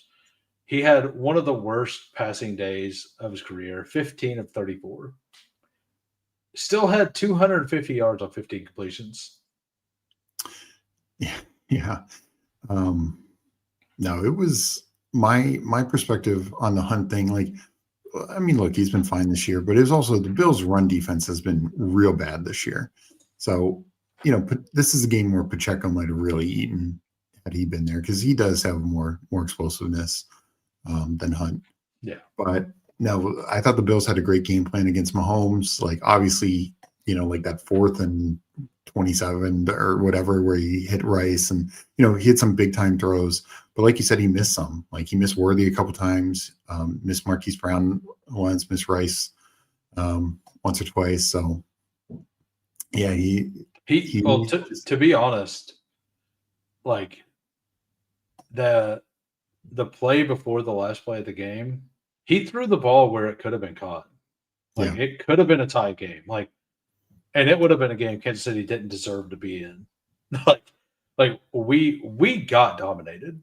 Like, it doesn't matter what the score is. Like if we would have won that game, it would have been one. I would have been in here, but like, I don't know how we got lucky here. But the Bills left some points on the board. They were definitely the better team through and through. And so a couple weeks ago, we were looking at stats, or at least I was, and I was noticing that although Kansas City they were horrific against tight ends last year, this year, up until last week, they'd been pretty good. And then last week, they allowed quite a bit of yards. And then this week, they got just dominated. 101 by Kincaid, 30 by Dawson Knox, and Jackson Haas had 18 more. It had 149 yards. Yeah, 149 yards given up to the tight end position, and a touchdown. And like, then I started thinking about it. Like, we just haven't really played good tight ends yet, really. No, and one of the games where you did was the Ravens, and Lamar got hurt, so. Yeah. I mean, they played something like Laporta whatever. But Like no, I'll read through it real quick. So like Chargers with Conklin, Eagles Goddard's a good tight end. Giants well, with Theo. with Goddard out that game, he missed a game. It might have been that game. Yes, Calcaterra was in. I actually remember playing Calcaterra in a DFS lineup because KC was bad against tight end. I remember that now. Yeah, the Ravens where Lamar ended up not like he got hurt in the last quarter. Like that was a real game. Jaguars, Brenton Strange got hurt in the first quarter. I remember losing all those props. Oh, I know. He'd like I think his line was 25 and he had like a 23-yard catch. Yeah. And he got hurt. Yeah, let me look and see how big that catch was because it was a single catch. 122-yarder. Yeah. Yeah. So they were gonna get cooked there. Laporta, the Raiders with a hobbled Bowers. Yeah. Or actually Bowers didn't play. That was without Bowers. Yeah. Commanders without Jaden Daniels. Even then, Ertz had like 5 catches and so like Simmons had a catch or 2. Well, right, but that was the game that we kind of got cooked a little bit. But you go back and you look at all the situations the Kansas City's played in against tight ends, and it's more the situation around around it was what was bad. And like Laporta had 5 for 55 and a touchdown. Like I don't know why we were rated so good against tight ends, but we were, and it didn't make sense to me. No, I think this is something I'm going to start attacking. Tyler, in 2 weeks, so coming out of the bye, we get the Broncos, and then the week after that is the Tyler Warren and the Colts. Now that game I can see. Broncos, Evan Ingram just has been very inconsistent, but no, I agree there. But the Tyler Warren experience should be pretty good. Yeah. Yeah, and so on one of my other shows I do with Sleaze and BDE, Sleaze continually talks about Spags versus tight ends, how good it is, and I haven't said anything yet, but I thought maybe I seen the stats this year, and I'm like, maybe we've gotten better. Maybe the history before last year was really good. I haven't went and looked at that, but last year was bad. Like we were the 7th worst or something. This game to me just proved that hasn't gotten better. That is how you attack Kansas City. And if you look at the teams in the AFC, they're really good right now. Buffalo, Kincaid, he obviously can beat us. Andrews has never actually had a good game against Kansas City, which is weird, but likely's healthy now. The Chargers, we haven't had to play Gadsden yet. No. That's going to be a spot I will be on Aronde Gadsden the week they play. Because if I remember, Disley had 50 yards week 1. There's something crazy. I would almost Disley or Conklin, or maybe they each had a 25-yard catch. And I just remember wow, a real tight end could have done some damage. Chargers, Conklin 2 for 50, and Disley 1 for 18. So they gave up 68 yards there. Yeah. So I don't know why because on the fantasy points data, they were ranked decently high against tight ends. Well, I don't think there've been a lot of touchdowns up until that Laporta one. And that's probably what it was. Yeah. So, because I think even Andrews was 3 for 30 before Lamar got hurt, and then when he went out, I think Andrews went out as well. Lamar never got missed a snap in the Kansas City game. No, he did. He got pulled in the 3rd quarter. What did he? Yeah. Yeah. Cooper Rush played all 4th quarter and maybe 1 drive in the 3rd. But I'm not remembering. Yeah, you're right. I don't know why I'm blanking on that. I don't remember that. I just remember that Lamar did get hurt in that game. Yeah. But yeah, this is my takeaway is Rashee Rice is the absolute focus of this team. Next year should be a 1st-round pick. pretty like assuming he stays healthy and this trend continues, he's Mhm. averaging his lowest. What did he end up with? So he had a rushing touchdown here. So Yeah. 6 points, uh, 8, and then 16. So this is his lowest game, and it's 16.6 yard or 16.6 half point and 20 full or 18.6 full PPR. So like that's really good. And that's his lowest game at the 3. I know he's not going to have that every week, but who knows? I mean, maybe he does. I don't know. Well, I mean, I think the biggest thing with Rice is not so Yeah. much this game, but yeah, definitely. But 100 per like I'm probably going to like ladder every step of it. Like I'll probably ladder like take the bet at the next one, take the bet at the next one, and I will ladder it until it won't allow me to ladder it anymore. like I'll ladder it to 150. Like it's possible. The odds probably will be better than the chances of it happening will probably be better than the odds, whatever it is. Yeah, no, the Rice thing, the most positive thing is his usage in and around the red zone, because even like this game, I believe he had like one red zone target, and of course he had the run, the direct snap run. So he's had the chance for like multiple touchdowns in every single game.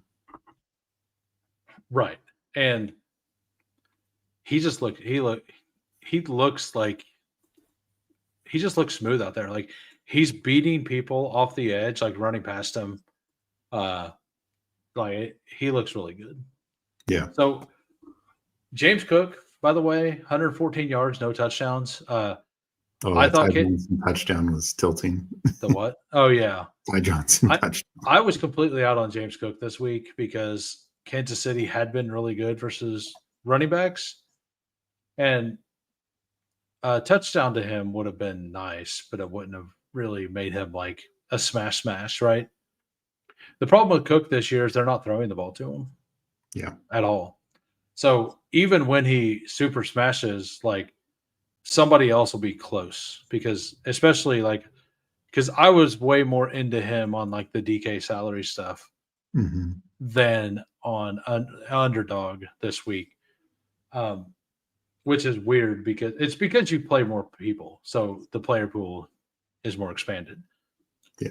But at the same time, like it's really hard for like he has to have those 2 touchdown games to matter, but he will have those. He's going to have more of those. Yeah, he's actually a lot like Derrick Henry now. Like it's shocking because they're very different profiles, but the way he's being used is Derrick Henry-esque. Yeah. I think Shakir has solidified himself as the clear one now. The Keon Coleman hype, everybody who was hyped on Coleman has been pretty quiet lately. Shakir, like he had his best week last week. It was like 19 points. That's a really good week. I do think that's his absolute ceiling though, which I mean that's still fine. Like that can get you there any week. But Bills absolutely dominated Kansas City. That's all I have to say. Josh Allen is Superman. Like I was very heavy on Josh Allen this week as well because it just felt like it felt like a week where he was going to carry the load to beat Kansas City because he tends to do that when he plays Kansas City. So he was great. Cook was great, and I agree it was a tough matchup for Cook, but I think the Bills are saying we have a running identity now, and unfortunately that's why they sub Cook out on like passing downs because it's like you got to save him sometime. But yeah, so it is very interesting. Now, onto the game that you don't want to talk about. We got the Seattle Seahawks and the Washington Commanders. Sam Darnold, man, like, oh my God. You were on him in the preseason. Were you happy about that this game or not? Were you? I mean, like even before everything else that happened, I knew like Washington. it's no real chance to contend this year. The NFC is much tougher. I was surprised you didn't name them in the teams that were like out of it in the playoff hunt and the NFC, because you named all the other teams and you didn't name him. I'm like, is he holding out hope? No, definitely not. I figured you weren't, but I just wasn't gonna say it. Yeah, no, I doubt, like, even coming into this game, like after essentially the Chiefs game was the last chance. Like if they'd upset the Chiefs, then because then they, as you know, they play the Lions next. It does get easier after that with the Dolphins. Then you have the bye, but then you come back with can't remember right now, but it's a couple more tough games. So yeah, that's a great advance rate with Rashee Rice. Yeah. But no, this Washington is they're struggling in everything. You know, the injuries are piling up, all that. But yeah, Darnold, 16 for 16, 280, 4 touchdowns in the first half. If there had been pushback, he could have had 500 yards and 6-7 touchdowns. Like he was not missing a beat. He had 3 incompletions, and even those were fairly on target. He's just putting the ball wherever he wants to put it. Shout out to FK Coolers who bet Torrey Horton 2 touchdowns in this game. Seriously. You hit it like this offense it just got better today. Yeah. Like way better. Well, and I mean, you can even look across the line at Jaden Daniels. But you know, I talked about with like the Titans and a few other teams. Darnold, 24 passing attempts. Jaden Daniels, 22. One throws for 330, one throws for 153. It's not just like quarterback to quarterback, but just Darnold, the Texans game was the one exception. Outside of that, you could make an MVP case for Darnold. He's looked so good this year, and it just continues week in, week out, with the exception of the Texans game. And now he gets Rashid Shaheed. Yeah, I started an argument style chat in my Discord. Yes, I think it was after this game, but we'll see how crazy you think I am. Okay. I think that this team overall, like the Seahawks team as a team, is as good, if not maybe better, than the Legion of Boom. Because I think Sam Darnold is like, and I was out on Sam Darnold, but I've always been very out on Russell Wilson. I think Sam Darnold right now is better than Russell Wilson ever was. I think Darnold can throw to more spots on the field. Like Wilson, and I think this team's defensive line is stronger than that team's, and their secondary is still really good. But the Legion of Boom was obviously the Legion of Boom, right? So like, and the other team had Marshawn, who is way better than. That to me is the big difference here. Yeah, Marshawn was a top 3 back in the league during that run. You know, like they just don't have that. They don't. And no offense to like Doug Baldwin, but he's not JSN. Oh yeah, that's JSN. To be honest, like the Shaheed edition actually makes that argument a little more relevant, because Shaheed would be equal to what their number 1 receiver was back then. Mm-hmm. And then Horton, their number 2. But you add JSN on top of it. So like the mix of JSN with K Walker plus Sharps versus Marshawn plus Baldwin and Lockett when Lockett was good, right? And something people aren't really putting together, I'm sure you have. The reason Steve and I were in on MVS to Seattle was because Rashid Shaheed, or because of the coordinator, Clint Kubiak. Shaheed was on that same team doing the same things, but better. So like that coordinator is getting that player of that profile that this team has needed. We knew they needed it. That's why we liked MVS. I think this is the absolute perfect fit. Oh, like I mean, I couldn't have thought of a better player to put on the Seattle Seahawks. Yeah. No, 100% agree. And this is the other thing. I mean, Derek Carr was fine, but Sam Darnold has one of the best arms. Like he's got a very good deep ball, and we saw this in this game. I mean, look at these strikes, like the Horton 25-yarder, the Cody White 60-yard touchdown. That pass Cody to White. Arroyo was just gorgeous. I mean, these are perfectly thrown balls, and this is the thing, and this is why you and some others had some question, is the offensive line. And it's still like their offensive line is not great, but when they give Darnold time, and that's the one difference, the Texans had Darnold under pressure. When they give Darnold time, Darnold is slinging it with anyone in this league. And I don't know if I fully believe that this team is better than that other team, but I think it's close enough to have a discussion on it. And I mean, I also like, I'm one of the people, and most people will hate this. I don't care about Super Bowls at all. Like, I care about the games and how they're played and stuff like that.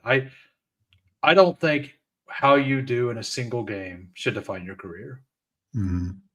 Like that, or how the rest of your team did in the playoffs to not get you there should affect you. Like I've never been that way. Like before, like I was that way before KC started winning Super Bowls. We started winning them. I feel the same way. It's just how I feel about it. And like, so to me, it's more about the structure of things and how well you do as a player individually. And I've always kind of felt like that. Oh, I mean, 100%. Like, and because of KC's dominance, like, look, Allen and Lamar are insanely good, like off the charts good. Absolutely. And if, let's say, they don't win the Super Bowl, like, are we going to say like they're bad? Like, same thing for like a Dan Marino. Dan Marino was not a bad quarterback, just only had one shot at it. And another great example is the 04 draft. Eli, 2 Super Bowls. Ben, 2 Super Bowls, or 3, went to 3. But Philip Rivers, none. Philip Rivers, you could make the case, might be the best quarterback of that bunch. And just never had a Super Bowl. And like Eli's probably the worst of the 3. Again, I mean, all we know is that Eli's the best Manning because he was better against Brady. Like, he could. Belichick could not. I live in between Bears, where the Rams were in St. Louis, and Indianapolis, like right in between that. And I just like upset everybody with saying things like that all the time. It was great. Oh, my team sucked back then. Like, we were bad. So we had Brody Croyle. Like, what, like, all I could do is taunt other people. So I got good at it. I wasn't having any fun with my team. So you can't have fun with your team. Yeah, no, it's but no, I generally agree with you. Like, we shouldn't just look on like Super Bowl wins and stuff like that. Like, especially whether it's the Chiefs dominance or the Brady dominance, it's like all these other like great quarterbacks in the AFC during that time, like a Philip Rivers, like, tough sledding when you're going against Brady, Manning, and Roethlisberger. Like, you're not going to make many Super Bowl chances. So no, I agree with that. Yeah, and Hawk says Rivers had one of the best DVOA teams in history to not make the playoffs. Yeah, and like, that's not to say that the Super Bowl wins don't matter. I'm just saying that I value them way less whenever I'm evaluating an individual. Like, if I'm evaluating a coach, I think it matters a lot more. Yeah, like I would say it matters, and like I'm not taking anything away from Eli, but if he doesn't have those 2 Super Bowl wins, his career is viewed upon just drastically different. Oh yeah, absolutely. And like, I mean, let's be real, guys. Like, Trent Dilfer won one, so like, if you want to say he's a better quarterback than Dan Marino, you're allowed to do that. You are allowed to do that. You can go ahead and say that. You're welcome to. I will disagree. All right. So now that's like that conversation got derailed a little bit. We had a lot of I fun think, talking about Seattle. yeah, yeah, Now we yeah. won't I have mean, I think this. Um, so with the Shaheed edition, I have a opinion on what I think is going to happen. I kind of think that they realize that Darnold's playing so good that they want to become a pass first team. okay. Because their running game's not working as well. Like Kenneth Walker 3.8, and they remove him in the red zone. Yeah. They gave him a single carry inside the 5. He got to the 0.5 yard line, and they're like, "Nope, you're out." And they gave that was the AJ Barner touchdown. Yeah. Yeah, like, all right. Uh, thanks for your services. Like I think that they're gonna like just start slinging it here pretty soon. That's my opinion. Like I don't see why. I mean, they didn't give up very much for Shaheed. A fourth.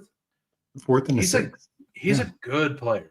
Oh, I've said this all along. Like, I think Rashid Shaheed is a very like if you stack every receiver in this league, like we just went through a team like the Bills. I think Shaheed, obviously a very different receiver than Shakir, but he could be their number one. Like there are teams where he could be the number one. I mean, I think this is the perfect fit. Oh, I was kind of wanting him to go to Arizona though. I think adding him to Arizona would have made a lot of sense. Yeah, well, I mean, I'm also hoping that Kyler doesn't start the rest of the season. True. It's just, but we'll see how that plays out. All right.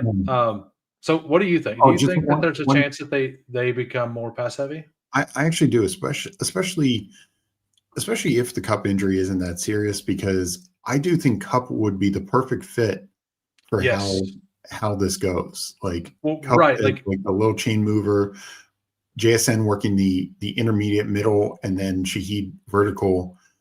Good luck. Good luck.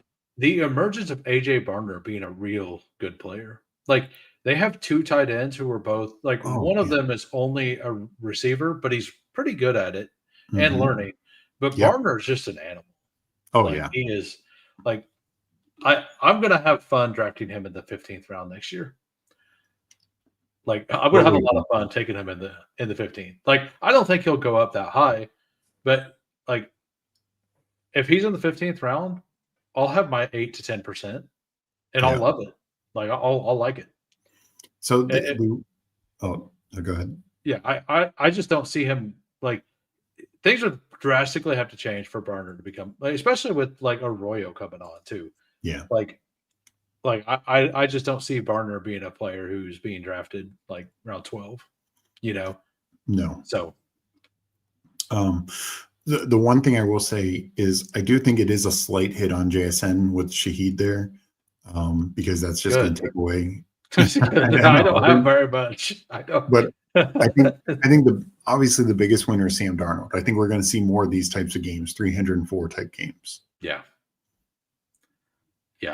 I think it'll be a lot of fun, for sure. So on to your Washington Commanders. Yeah. You have the floor. You have the floor, sir.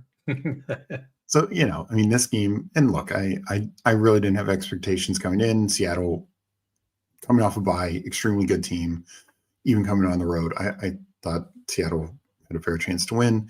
Even with Jaden Daniels coming back, no Terry McLaurin. He'd gotten hurt again in the Kansas City game. No, still no Eckler or stuff like that. Like they're very thin. I mean, Traylon Burks got a catch. Like it's been years since we've said this. And they're just a very thin team. Luke McCaffrey gets hurt on the opening kickoff. Just totally brutal. And then, of course, the big thing, I mean, Lattimore hurt on defense. He's been awful as it is. But, and this is the thing, Washington's defense played above their head last year and was not good. And they're even worse this year. They got older. They got now injured. And then Jaden comes back. And this is what I alluded to earlier. He was quick to run. And, he did get the rushing touchdown. And, like Lamar very much who spent weeks out off a hamstring. And I know there can be different degrees of hamstring injury, but they had no issue running, or at least Jaden had no issue running. He had the green light, I guess you could say. Were you upset that they like? Were you fine with him still being in the game? Yeah, at that 100%, point, 100%. I think I am as well, but like I did mention it. I don't know, like you still want your offense to kind of get some sort of a rhythm, Well, right? exactly. And he hadn't played most of the season, so Yeah, like he just came back, so like you want him to possibly get some confidence going into the next week. Not that he struggles with the confidence, but at least chemistry. chemistry. I mean, most of these guys outside of Debo and Ertz, he's barely played with. It's Jaden Lane, and at the time, like Traylon Burks and Luke McCaffrey, though he got hurt. These young running backs, and the other thing is, we just saw earlier that day, because this was Sunday, of course, where the Bengals came back from a 2-score lead with less time left and got the lead and then blew it again. And look what we saw last night. The Broncos game too, a couple weeks ago. Yeah, Broncos game a couple weeks ago. Look at what we saw last night. Dak was still out there. Dak, they had chances to come back and win that game. Cardinals are doing everything possible to blow that game.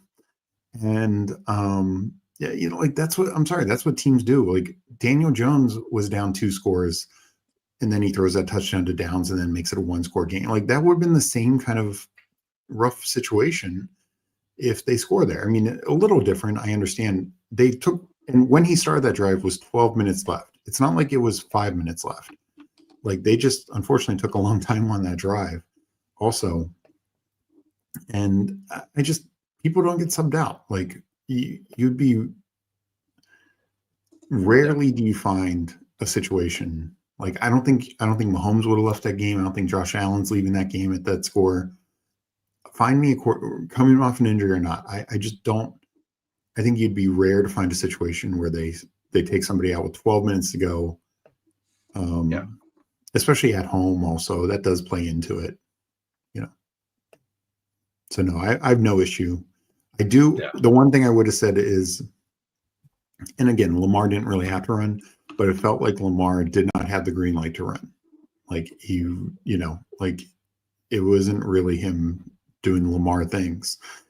And it felt like Jaden was very quick to run. I would have told him, don't run. Like on all these plays, and I know it wasn't him re-aggravating the injury, but it's like he's not played much this year and he's suffered 3 injuries.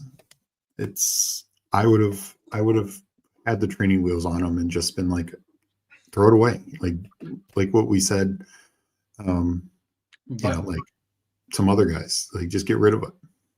By the way, I just looked through my Discord and I just noticed Sladen said what I was just saying about the Seahawks. Like, what if they traded for Shaheed because they think both their running backs suck? Yeah. I don't think it's that they think their running backs suck. It's that they know their offensive line can't run block as well. And if Darnold's dealing like he is, yeah, why not let him cook? Like I hadn't read that until now. I thought it was pretty funny. But yeah, like I kind of needed the Deebo Samuel touchdown as well, Hulk. I think that was the only part of my parlay in this game that missed. Yeah. But I had a really good, like I hit to talk about my weekend a little bit, like I was semi close to winning in the hurry up, as you've seen, right, with the Roma Dudze thing. Like even until Bauer smashed, I was doing good. But I had a 68x hit on DraftKings, and then I had a $20 3-leg that I had a 35 boost on Price Picks that paid 384. Wow. I scaled up. What I scale up? I had Brock Bowers targets at 7, which was like free. Mm. And that was like my easy leg. I scaled up the other 2. That was Alec Pierce. I scaled up to like 80 yards. Is one of them, and it was something else. But yeah, it was a $20, paid $3.84. Nice. I only did I did like 7 total bets this week, and my underdog I broke even on until last night. And last night I did $25 and made 115 back. So I Yeah. ended up on underdog. I ended up my 30 or my 20 DraftKings lineups I do, and I did the 2 single entries too. I won $12 on the $60 I put in, and then I won on both of my single entries, and then I won on both of my showdown single entries too, like 2x on all those. So I had like a win all the way across the board, except on underdog, where I had the smash that didn't smash. Yeah, because of Odunze. Yeah. I mean, it ended up not mattering because I didn't have Bowers on the team, right? Like it was still a good team, but like you probably would have been profitable if Odunze gets 15 points, like he would have been, if he got 10 points, Yeah. I was up another $70 Yeah. or whatever. But yeah, like so and this game, I whenever I was betting this game, I couldn't find anything I liked on the Commander side other than Deebo Samuel props. Like the only prop that I actually kind of liked ended up not hitting, and that was at halftime. I liked Ja'Cory Cross-Kamara under on receptions, and he got the one. Yeah, we were surprised because McNichols had been used more and more in the passing game, and historically in games where, Daniels is under pressure. Last year he'd throw to Eckler, he'd throw to his backs, and for whatever reason that just didn't work this game. And yeah, I do think it's interesting. Chris Rodriguez got a lot of work in this game. Wow, you got 9 of 18 third quarter teams to advance. Wow. Nice. I also did well there. I got 3 of 9. So nice. I did 9 of them. I got 3 of them through. So like last night was great for me. I know it wasn't great for you. I don't think you're dead though. Like I was hearing that. Like you're so fine for the future. Just need a couple things to go right. Yeah. Yeah, and McNichol, like, so what's your take on Ja'Cory Cross-Kamara? Do you think he's the best running back there? Like, he looked really explosive. It looks like the longer he plays, the more hesitant he is to hit the holes. Are you seeing that, or am I just seeing that like in negative light? I think maybe there's not holes. I don't know. Like maybe. Well, I mean, there's part of that, but it's also, I think how do I put this? I worry about some of his vision just because when I've gone back to look at these games, I haven't gone back to watch this yet.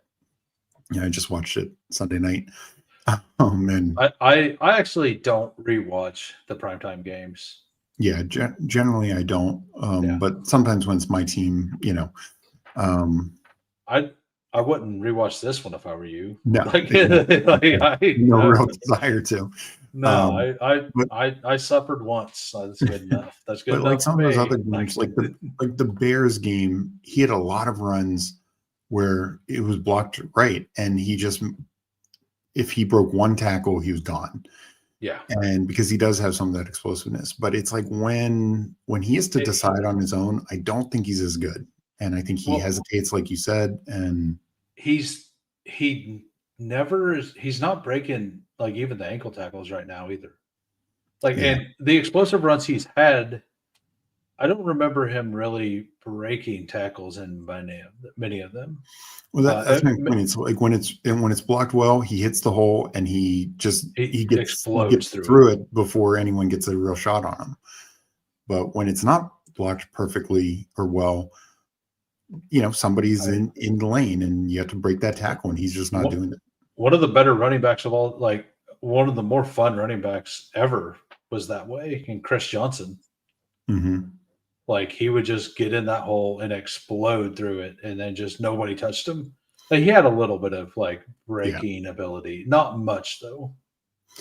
The difference is like Chris Johnson had some lateral ability to like juke and make a defender miss. Like JCM, I don't think really has that in his bag too much. And no, I mean, I will be interested going forward if this is more of an even split. I know the touchdown was garbage time for Rodriguez, but he had a few nice runs in the game. And I do just wonder if, like they initially were going to give him more work. And then because he wasn't involved in the passing game or special teams, like he was getting benched with Eckler. And then JCM had a couple of big games. But now that JCM struggled, a couple of weeks in a row, maybe they give Rodriguez a little bit more of a look. This is actually good. Go ahead. I'm sorry. I was going to say, I mean, Rodriguez, it's his third year, but he was a fifth or sixth rounder, and JCM's a seventh rounder. It's not like JCM's a third rounder, and they're just going to give him a clear runway. I was going to say, this is a good time to kind of loop back to something that I forgot to mention in the San Francisco game. Brian Robinson looked pretty okay. Yeah. This week.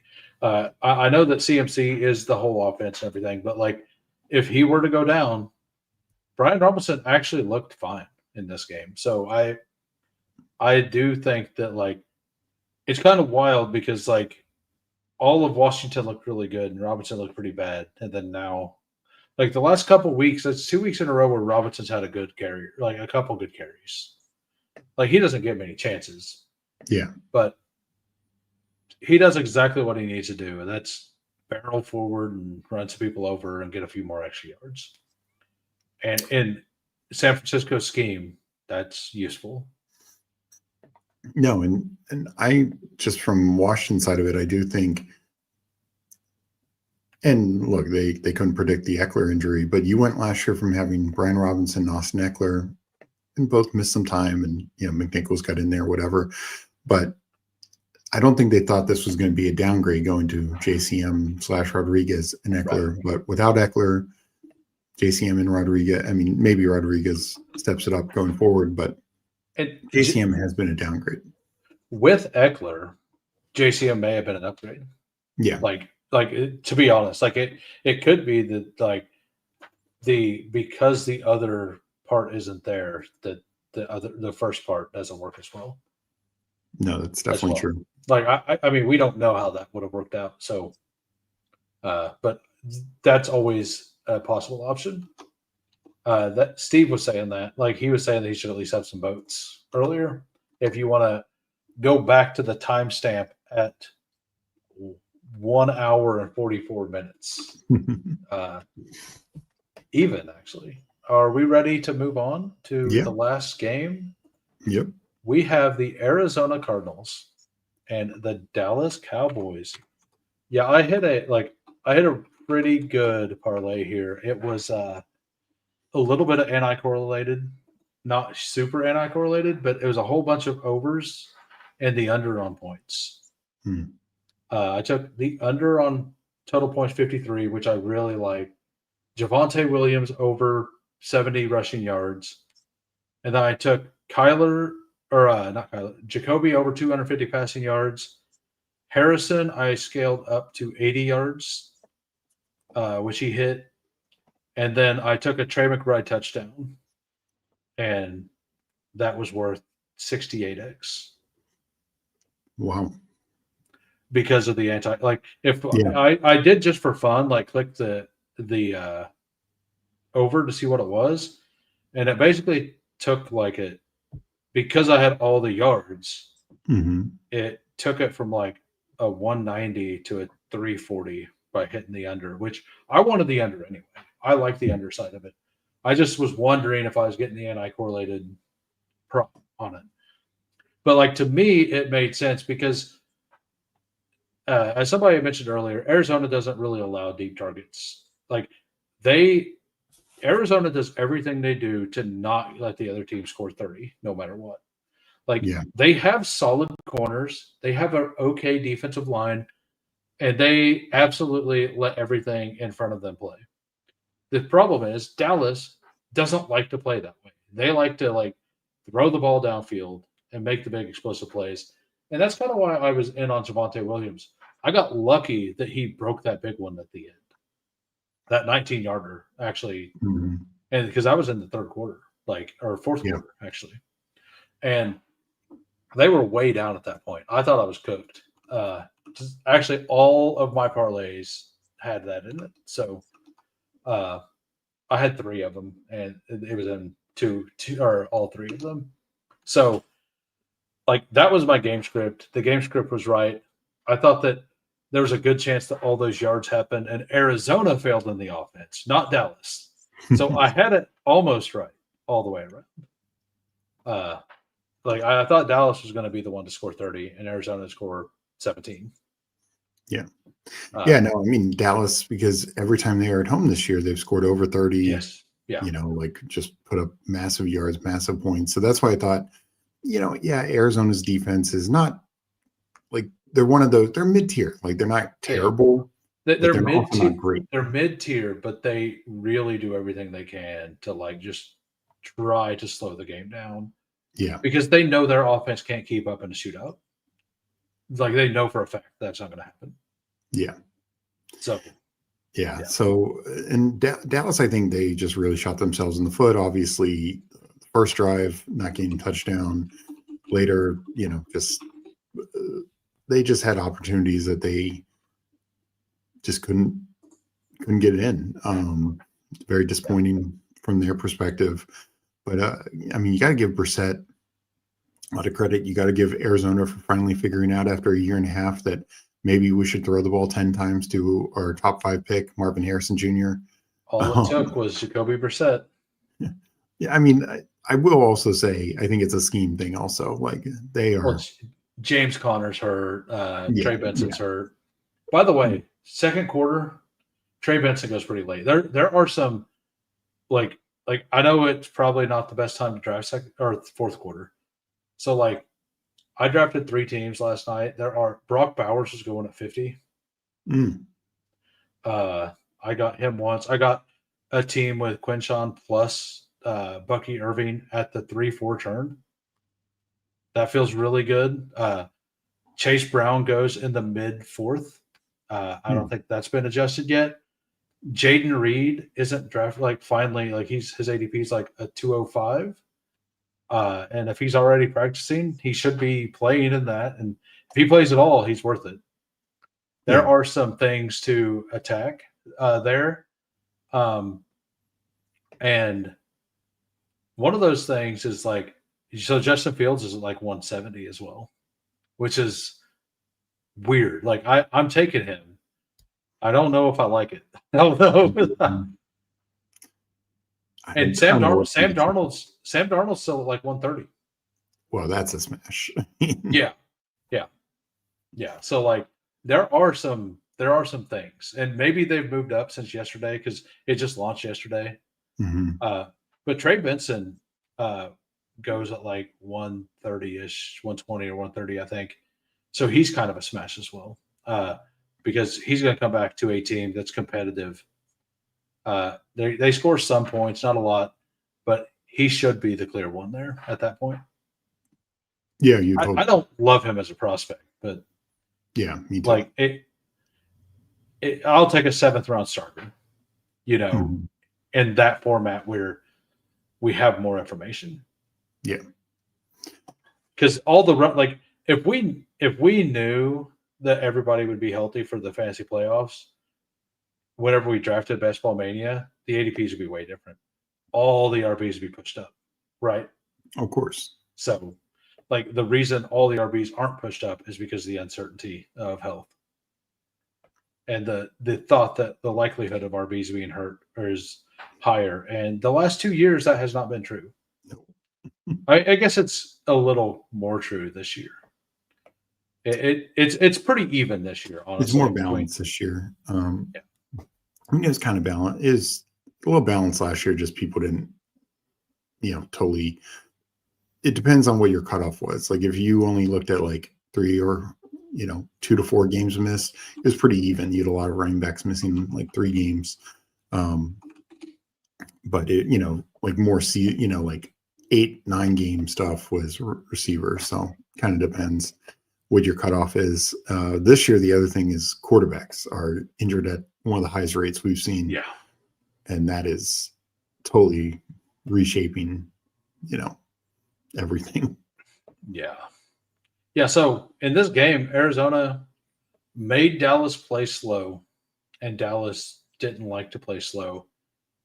Turpin continually got targets. There were several of them that they didn't even count as targets because the throw was so bad. Because he was not targeted just 3 times. He was the ball was definitely thrown in his direction like 6. There was also a penalty. I know that brought one back. Oh yeah. So and CD had a really good game. Like Pickens had a good game, and Ferguson, but their whole offense is 4 players, which is great for fantasy. Yeah, no, it's great. And here's the thing, like 2 key fumbles, the Ferguson fumble and the Javonte Williams fumble, those were really that in the 4th down stop. Couple 4th down stops.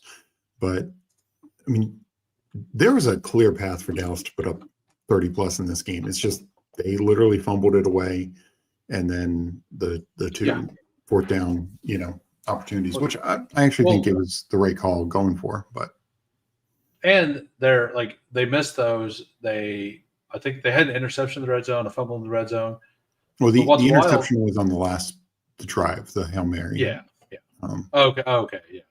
It wasn't in the red zone then. But they had a pick 6, like in the middle of I was kind of upset when the pick 6 happened because it felt very, very easy to hit the under, which I bet. And at that, whenever the pick 6 happened, I'm like, oh, this is the spark the Cowboys need. Yeah, it was a block punt, not a pick 6, but yeah. Oh yeah, it was a block punt. But no, I agree. Like, I felt like when that happened that it was going to be that, and then I think they stopped the Cardinals on the next drive, and they got the ball, and they just kind of they went down the field, and is that when the fumble happened? Might have been when Ferguson fumbled. Yeah. Yeah, I think that was when the fumble happened. Ferguson fumbled in the first half. I know that.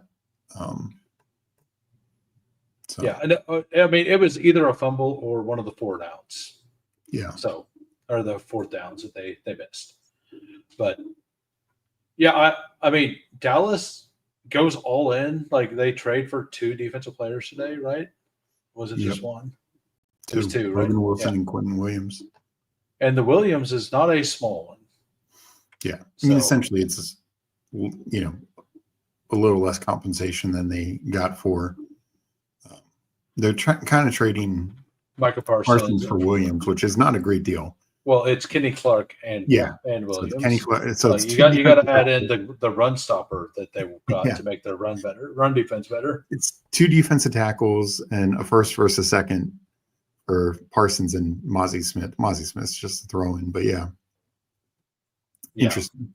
It is definitely interesting. Do you have anything else on this? No, I mean, generally, I'd say the Cowboys should be fine. I think they're going to put up, particularly their defense is going to stay bad. And also just their offense, it can be a big play. Arizona was able to limit it, but this is a big play offense. I think there'll be plenty of games where those guys all cook. Yeah, and we didn't touch on the Arizona rushing offense, but DeMarcado apparently got faith back in him. Yeah. I did not expect that at all. I thought Bam Knight was going to be the guy. Me too. I don't think Bam Knight has looked good this entire time, but I didn't expect DeMarcado to be the guy. I do think that when Benson comes in, it'll be like an 80% snap share. I think it's going to be really ugly. Yeah. Myself. Do you want to get out of here, or do you want to do a BR? No, I appreciate it. I'm gonna head out. I've obviously been on for a lot today, and go ahead and tell everybody. I got all of your information in the description below. I'm sure most of the people here are watching. So right after whose stream, Spread and Tyler on right now talking about the game. So drop in, check the video out later, and then tomorrow will be DJ and Dad's for their Wednesday night stream. If you didn't catch it, our guy Jamie created a theme song for him, which was amazing. Yeah. Highly recommend that. On Thursday, I'll be back with Meg for DGen Power Hour before the Thursday night game. And then Friday, we'll do the 2 shows, Meg, Tyler, and I for Prop Party in the afternoon. And then at night, DGen Dads again. So another full week, another fun week. It's just these best ball drafts are getting, we're getting down to it. So it's going to be interesting. And so good luck to everyone. Hope everyone's getting some spots to root on. Yeah, thanks for coming in. I think I'm gonna do a Wildcat, and then I'm gonna head out myself as well. All right. Yep, I will see you next week, and good luck. I'm sure I will be chatting with you within the next few hours. Sounds good. Later, guys. Peace. All right, so we are going to do a Wildcat right now. I am going to enter, and hopefully that goes pretty. Hopefully it fills pretty quick. And also, I'm going to put my YouTube information right here on this stream, like in the chat. If you're over on X, if you could do me a huge favor and click on that, come on over to the YouTube side and sub to my channel. If you would like to, if you liked the content today, we do that breakdown every Tuesday, starting 2 p.m. Central. Steve and I. It's a lot. It's a long time, but we enjoy it. So we would like you to come back. And there's a live chat on the YouTube side. It makes it a little more fun for you to watch. So we would appreciate that. And also, I put Steve's link in the chat as well to Fanspeak Network. If you could do the same for him, that'd be great. All right, so we got the 106, and we're going to get blocked by Coolers and Hulk. I'm probably going to be doing some scrolling here. I did some scrolling earlier today. I took a 3-scroll team. I took a Travion Henderson share. I was pretty upset whenever I heard the Pollard news. Like, I was happy, but I was like literally like 10 minutes before I just took Travion in this. So hopefully that doesn't happen. And yeah, after this one draft, I will definitely be calling it. I think I'm going to fire up my grill. I'm going to make some burgers, some brats, make the food for the week, and be done. So we got CMC at 1, JSN at 2, Gibbs at 3. I'm probably going to be drafting with Gibbs at 3 and Cook at 4, mostly. Or at Gibbs at 2 and Cook at 3 for the most part. I do like one of these players more than the rest. Like, I really like Amon-Ra this week. I like Achane a lot too, but Rico, it's hard to ignore what Rico's doing. So I will definitely take some Rico. The problem with Achane is his ADP is kind of lining up right now with James Cook. And that's the old 2 RBs from the same game thing that people tell you not to do. I don't think I care this week. I'm definitely going to have some of that because Achane gets there a lot in the receiving game. So it's very viable that is something that you need. So Hulk here has Puka and Achane. Coolers, I think that there's a big drop-off after Achane goes. I think there's a top 8 this week myself. I'm actually kind of in on Justin. I'm in on Justin Jefferson. And I do think Derrick Henry's a good pick. And I think that Jefferson and Henry are the end of the tier there. Like, I think there's a cliff at Achane, but then I think Henry and Jefferson are kind of by themselves. Myself. I don't love the Egbuka matchup this week, but Egbuka has proven he is pretty much matchup proof. Adams, good every week. So, and hopefully, I don't know. Like, I've did 3 of these is all I've done. It feels like the back of the board isn't great. Like, it feels like you get 2 players here, but it dries up pretty heavy, like at Igbokwe. I'm a big Trey McBride guy, but I don't know if I like him as much against Seattle this week. Seattle, their defense is pretty scary. So we have Coolers is in on George Kittle, apparently. I'm assuming Hulk will take Igbokwe. If he doesn't, I'll do that. And if he does, I think I'll do that. So that's what I plan on doing. Do I still want Drake? I don't think I want Drake if I don't get him. So we're going to take Quinshawn, and I don't love the wide receiver. Like, we're just going to kind of take some ADP here. I'm probably going to scroll a little bit at one of these positions. Like Caleb versus Giants feels good. I mean, if Dart makes it back, I'll take him. I could actually take naked Caleb with Theo Johnson bring back or something as well. I haven't looked up what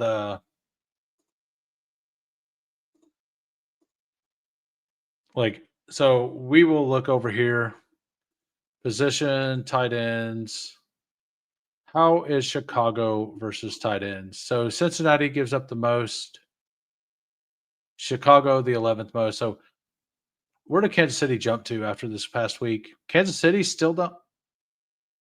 That is not right. There's no way we're still there after that Kincaid game. There's no way that that's true. Well, it definitely updated because Cincinnati went up. Jacksonville really bad. Pittsburgh bad. Pittsburgh actually got better. Indianapolis got about the same. So the Packers are bad against tight ends, huh? So let's look at. I mean, the Packers. So that means Goddard should be a smash this week for prop bets for anybody who does props. I would love to get Kincaid here. I don't think I will, but I would really like Dalton Kincaid. I mean, I would take that or that, or like I could always just take Jared Goff with Amon Ra and a. I don't. If I'm going to take Goff, I don't want to just take the ADP as well. You know what? Yeah, we're just gonna do it. We're just gonna take the ADP stuff, like take the top of it. If it dupes, it's fine. I'm assuming Rico Amon Ra will be super popular. I did pull Quinshawn up quite a bit, so that will give me a chance to be unique. Goff will be paired with Amon a lot, and he's the 6th quarterback, so it all makes sense. And Kincaid will be drafted like every player here is drafted. All these are drafted 100% of the time, and the quarterback will probably be drafted about 60% of the time. So there's that. But anyway, thanks everybody for coming out. Good luck to everybody. I'm going to head on over to the Fanspeak Network. I'll pop in there, be in the chat while I grill. See everybody later. I will be on tomorrow at 4 p.m. Central. I think tomorrow I'm actually going to go do fourth quarters. I'm going to do at least 2, maybe 3. I think I'm going to actually kind of focus that contest a little bit this time. So if you're interested in that, That would be awesome. See ya. Peace.